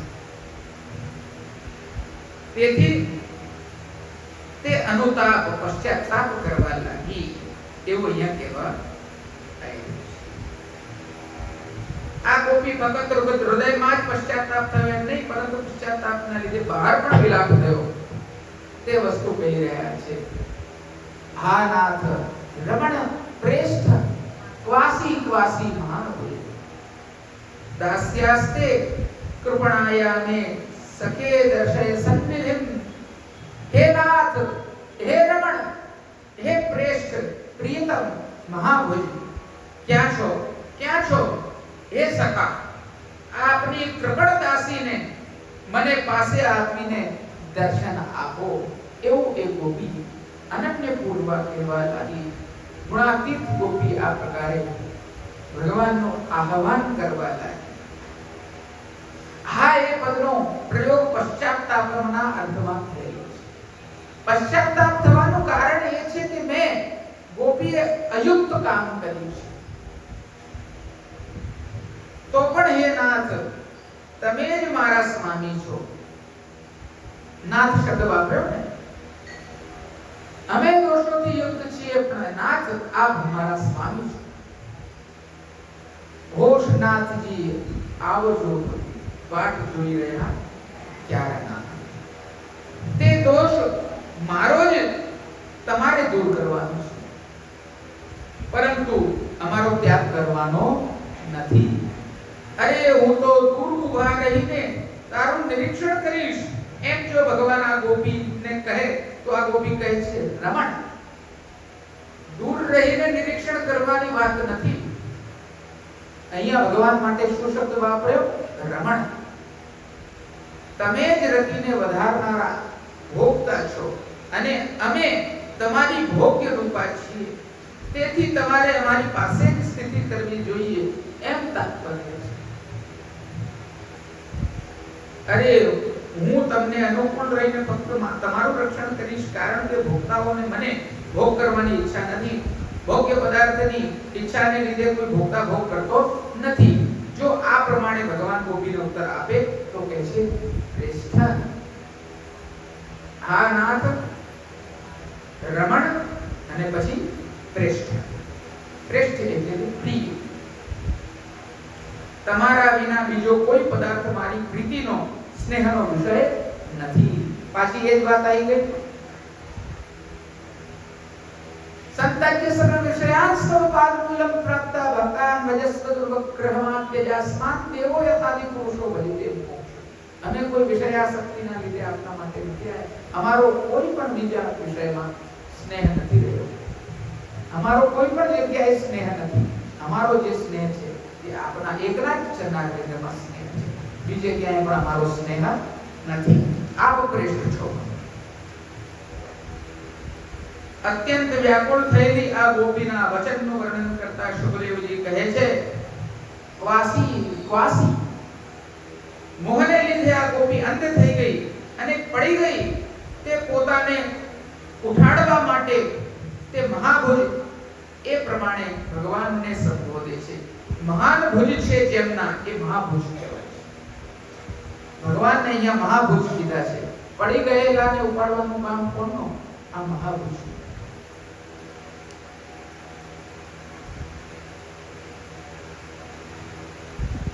એકવાર હાથ પકડ્યો તો હવે છોડવાની જરૂર નથી. ભગવાન, અમે છૂટી પણ જઈએ તો આપ મહાભુજ છો.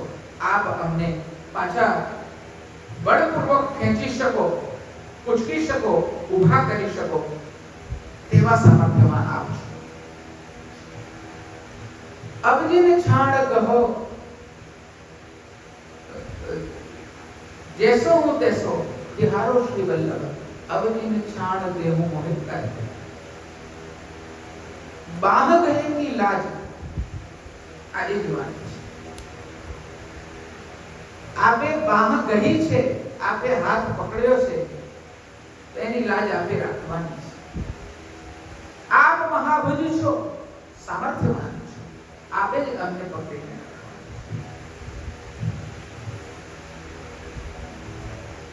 મહાન ભુજ છે જેમના એવા એ ભગવાનની ક્રિયા શક્તિ મોટી છે.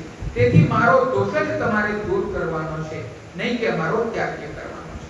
પછી શું કહે છે? દાસ્યાસ્તે, કારણ કે હું દાસી છું, તેમાં પણ તે તમારી જ દાસી છું.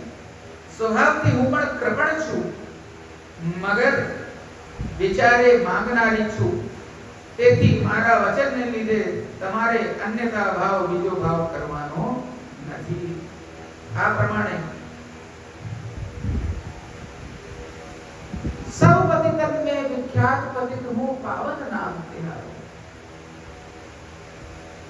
श्री वल्लभ अब की बेर ऊपर दीनता, दास्यता, शरणागति અને ભગવાનનો અનન્ય ભક્તિ ભાવ એ અહીંયા શબ્દ શબ્દ પર ઝડપી ગયો. હા નાથ, રમણ, શ્રેષ્ઠ, વાસી વાસી, મહાભુજો, અને અમે દાસીઓ છીએ. અને કેવી કૃપણ દાસીઓ છે. આ પ્રમાણે ગોપીજને ભગવાનની પ્રાર્થના કરી કે તરત જ પરમ કૃપાલુ ભગવાને અદ્રશ્ય રૂપે જ તેને ઊભી કરીને સ્વસ્થ બનાવી. તે સમયે આ ગોપી બોલી, હે સખે, એક જ વચનની અંદર કેટલી ભાવાત્મકતા આવી ગઈ. જુઓ, કેટલા જેસ્ચર, પોસ્ચર બદલાઈ રહ્યા છે. બોડી લેંગ્વેજ એક જ શ્લોકની અંદર. એનું કારણ મહાપ્રભુજી સમજાવતા આવી રહ્યા છે. જો હા નાથ, હા પશ્ચાતાપ રૂપ છે. નાથ, મારા ભરતાર છો, રમણ દૂરથી માત્ર નહીં, આપ રમણ છો અમારા, શ્રેષ્ઠ એમ કે આપ પ્રિય છો અમારા. પડી ગઈ. હવે મહાભૂલ મને ઉચકી શકો તેવા આપ જ છો. ઉચકી લીધા પછી હે સખા, કૃપણાની દાસીઓ છીએ. હવે સખા ઉચકી લીધી પછી આ મહાપ્રભુજી વગર કોણ બતાડી શકે? કોઈ બતાડી શકે?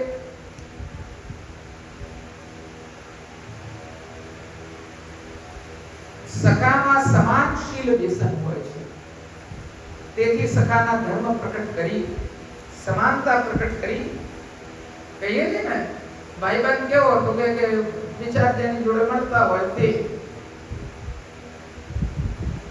તમારા ધર્મનો આરોપ કરીને સ્પર્શથી તમારા સન્નિધાનનો દર્શન કરાવો. તમે અમારી પાસે ઊભા છો છતાં પણ મારું સાનિધ્ય જોઈ શકાય એવી રીતે તમે કરો. આ ગોપી પ્રમાણે બોલતી ઊભી રહી. ભગવાન પણ ત્યાં જ ઊભા રહ્યા. પછી જે બન્યું તેનું વર્ણન સુખદેવજી અહીંયા કરી રહ્યા છે કે અન્પિચ્યંત્યો ભગવતો માર્ગં ગોપ્યો વિચેતસઃ દદૃશુ પ્રિય વિશ્લેષમાં મોહિતાં દુઃખિતાં સખીં. ભગવત માર્ગની શોધ કરતા વિફલ ચિત્તવાલા તે ગોપીજનોએ પ્રિયના વિયોગથી મૂર્છા પામેલી દુઃખી સખીને જોઈ. પહેલા જેમ વર્ણન કરવામાં આવેલું છે તેમ ગોપીજનોએ ભગવાનના માર્ગની શોધ કરતા કરતા બહુ દૂરથી નહીં એવી જ રીતે તે ગોપીને જોઈ. આ બધા ગોપીજનોને તે ગોપી ઉપર ક્રોધ ના થાય તેના માટે સુખદેવજી કહે છે દુઃખિતામ. જે સ્ત્રી દુઃખી હોય છે તેના ઉપર ખરેખર ક્રોધ થતો નથી. તે ગોપીના દુઃખનું કારણ બીજું નથી એમ જણાવવા માટે સુખદેવજી કહે છે પ્રિય વિશ્લેષ મોહિતા. પ્રિય એવા ભગવાન તેમના જ વિરહથી તે ગોપીને ઘણો મોહ થઈ ગયો છે. તેથી તે મૂર્છા પામી છે. તે ગોપી પણ આ બધા ગોપીજનોની સખી હતી. તેથી સખી ભાવે બહુ ગોપીજનોને તે ગોપીને જગાડી. કારણ કે 5 માણસોના સમાગમમાં દુઃખ રહેતું નથી એવો એ પ્રમાણે જગતનો ન્યાય છે. એ મહાપ્રભુજી અહીંયા ટાંકી રહ્યા છે. પહેલા આ બધા ગોપીજનો એક એમ જણાવ્યું હતું કે ભગવાન કૌતુક ગમ્મતને માટે આ પ્રમાણે આપણી પાસેથી ચાલ્યા ગયા છે, નહીં કે દોષના લીધે. હવે જો ગોપીજનો પહેલા આ પ્રમાણે ન જાણ્યું હોત તો તેમનો પોતાનો દોષ દૂર કરવા માટે યત્ન કર્યો હોત. પરંતુ પોતાના દોષનું સંપૂર્ણ જ્ઞાન ફક્ત ભગવાનની કૃપાથી જ થાય છે. પોતાની મેળે થઈ શકતું નથી એમ જણાવવા માટે તે ગોપીને ભગવાન લઈ ગયા. પછીથી દોષ જણાવવા માટે તે ભગવાને ત્યાગ કર્યો. તેથી ભગવદ ઈચ્છાને લીધે તે ગોપીએ આ બધી વાત બીજા બધા ગોપીજનોને કહી. તે કહેવામાં જે પ્રયોજક તે ગોપી માન અવમાન કેવી રીતે પ્રાપ્ત થયું એ જણાવવા સારું સુખદેવજી કહી રહ્યા છે. તયા કથમ આકર્ણ્ય માન પ્રાપ્તિં ચ માધવાત અવમાનં ચ દૌરાત્મ્યાત વિસ્મયં પરમં યયુઃ. તે સખીનું કહેલું શ્રવણ કરીને બીજા બધા ગોપીજનોએ નિશ્ચય કરેલો કે માનની પ્રાપ્તિ લક્ષ્મીપતિ ભગવાનના ગુણથી થાય છે અને અવમાન પોતાના ધર્મ દુષ્ટતા રૂપી અવગુણથી થાય છે. હવે અહીંયા આખી પોઝિશન વાર્તાની, આખી સ્થિતિ વાર્તાની બદલાઈ રહી છે. એક ગોપીજન બીજા ગોપીજનની સ્થિતિ કે જે એની પણ સ્થિતિ બદલાઈ રહી છે તેનું ચિંતન કરીને પોતાના દોષનો વિચાર કરી રહ્યા છે. તે પ્રક્રિયા હવે આગળ આવશે. 1 2 3 4 શ્લોક જે છે તે આપણે ગોપી ગીતનો આરંભ કરતા પહેલા જોઈશું. આજે હું આટલી વાત રાખું છું.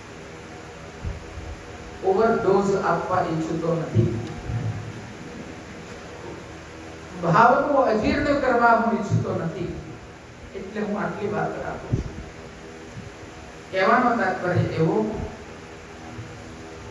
કે ભગવાન કોઈ ગમ્મત કરવા માટે કે ક્રિયા કરવા માટે, ક્રીડા કરવા માટે, ખેલ કરવા માટે અહીંયાથી અંતર ધ્યાન નથી થયા, પરંતુ અમારો કંઈક દોષ થયો છે,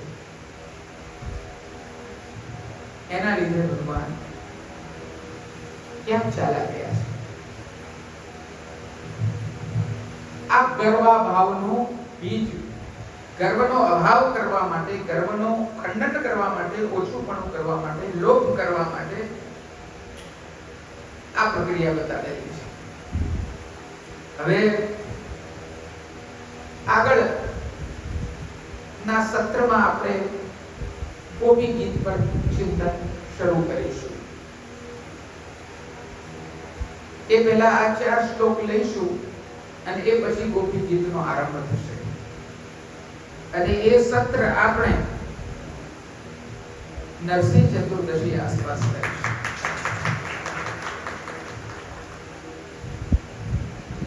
सूर आयो सिर पर छाया आई पायो तर भक्ति गर्मी हसे ताप हसे. અને આ ગોપીજનોનો પણ તાપ જે છે તે પ્રગટ થશે.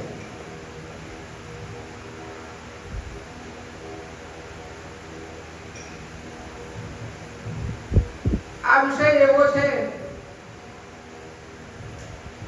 કે આપણે પોતપોતાને ચલિત કરી નથી શકી રહ્યા. અત્યારે એટલા નિમગ્નતાને પ્રાપ્ત થઈ ચૂક્યા છે. આ ભાવનું સંરક્ષણ શ્રીમદ નટવરલાલ પ્રભુ, શ્રી ગોપીનાથ દાદા મહાપ્રભુજી સદા કરતા રહે, એવા હું આશીર્વાદ આપું છું. કાલે ઠાકોરજીનો પાટોત્સવ છે. આપ સર્વે વૈષ્ણવો નિશ્ચિત રૂપે એનો લાભ લેવા માટે, આનંદ લેવા માટે આવજો. મહાપ્રભુજીના ઉત્સવમાં જે રાસ ગરબા, હિંચમચી, ગોળપદ, કીર્તન સમાજની કસર રહી ગઈ લાગતી છે બધાને, એ બધી કસર આપણે કાલે પૂરી કરીશું. ખૂબ ઉત્સાહથી નવા વસ્ત્ર ધારણ કરીને, ખૂબ ઉત્સાહથી કેસરી કિનારી વાળા વસ્ત્રો પહેરીને આપ બધા વૈષ્ણવો કાલના પાટોત્સવનો આનંદ લેવા માટે પધારજો. સવારે ઠાકોરજીના પલ્લાનો મનોરથ છે 9:30 વાગે શૃંગારમાં. શૃંગાર સમયે અહીંયા જે પ્રમાણે શૃંગારનો સમય હોય છે, ટાઈમ હોય છે, એ રીતે 11:30 વાગે તિલકના દર્શન થશે. સાંજે 6:30-7 વાગે મનોરથના દર્શન થશે. કમલની મંડળી અને પછી કીર્તન સમાજ અને બધા વૈષ્ણવો મહાપ્રસાદ ગ્રહણ કરીને પોતપોતાના ઘરે પાવ ધારે એવું મારું બધાને આમંત્રણ છે. કાલનો પણ આનંદ એવો હશે વૈષ્ણવો કે જે આપ લોકોએ પૂર્વમાં વિચારેલો નહીં હોય, એવા આનંદને આપણે કાલે ધારણ કરીશું. આગળ નરસિંહ ચતુર્દશી આસપાસ રાસ પંચાધ્યાયનો આગળનો સત્ર આપણે આરંભ કરીશું. અને શ્રી નટવરલાલ આપણા પર એટલી કૃપા કરે, આ બધો નટવેશ જેમણે ધારણ કરેલો છે, નટમાં શ્રેષ્ઠ છે તે નટવર છે. નટવત વરવત વપુઃ, જે નટોમાં શ્રેષ્ઠ, જે પોતે આત્મારામ છે છતાંય ગોપીઓના રતિનું વર્ણન કરે છે, જે પોતે નચાવવા વાળા છે બધાને, એ પોતે નાચે છે. शेष महेश दिनेश गणेश सुरेश इंजाय निरंतर ध्यावे ताही अहीर की छोड़ियां छछिया भक्षाच पे नाच बजावे. ભક્તોને પરવશ થઈને નૃત્ય કરવું એ જ તો આ નટવરલાલની વિશેષતા છે. નૃત્યમ કુર્વંતમ સતતમ, સતત નૃત્ય કરે છે. કોઈ સામાન્ય નૃત્ય સતત નૃત્ય નથી કરી શકતો. ગોધૂમ વર્તુળે યસ્ય વામે કરે સંસ્થિતમ. ગોધૂમનું વર્તુળ એમને વામ કર્મ ગ્રહણ કરેલું છે. શું ભાવના કરી છે મોટા બજરંગજી સાહેબજીએ, જેમણે વલ્લભાખ્યાનની ટીકા લખી એમાં મંગલાચરણ નટવરલાલ વિશે એમણે લખેલું છે. કોક દિવસ નટવરલાલની ભાવના પર આપણે ચર્ચા કરીશું. મારો તો એવો મનોરથ છે. આ બધા પૂર્વાચાર્યોના ભાવ ક્યારે પ્રકટ થશે અને કોણ પ્રકટ કરશે એનું ચિંતન હું કરી રહ્યો છું. હવે ઠાકોરજી મને પ્રેરણા કરશે, સુજાડશે, ત્યારે એના પર આપણે વિસ્તૃત કંઈક ચર્ચા કરીશું. ગોપીનાથ દાદાના નટવરાષ્ટક પર ઉપર ચર્ચા કરીશું. હજી તો આ 250મું વર્ષ છે ને ગોપીનાથ દાદાના, 51મું આવવાનું છે. એનો આનંદ આપણે લેતા રહીશું. આપ સર્વે વૈષ્ણવોનો આ ઉત્સાહ જોઈને, જે અહીંયાથી લઈને ત્યાં સુધી બધા વૈષ્ણવો ભલે છૂટા છવાયેલા બેસો છો તમે લોકો, પણ મને આનંદ થાય છે. આ ઉત્સાહ આપનો સદા બન્યો રહે. આ ભગવત સત્સંગ, આ જાન મૃદંગના ઘોર રગ, આ ઠાકોરજીનું સુખ, આ વૈષ્ણવોની અંદર વૈષ્ણવતા, ઉત્સાહ, ઉમંગ, પ્રીતિ સદા તરબોળ રહે એવી હું મનમાં ભાવના ધારણ કરું છું. નટવરલાલ પ્રભુના, મહાપ્રભુજીના, ગોપીનાથ દાદાના ચરણારવિંદમાં એ જ વિનંતી કરું છું કે આ બ્રજમાં, આ નટવરલાલ મંદિરમાં આ બધું સદા માટે, સર્વદા માટે ચાલતું રહે. એટલું હું કહીને મારા વક્તવ્યને શ્રી નટવરલાલ પ્રભુના ચરણારવિંદમાં સમર્પિત કરું છું, વિરામ લઉં છું. કૃષ્ણાર્પણમસ્તુ. શુભમ ભવતુ.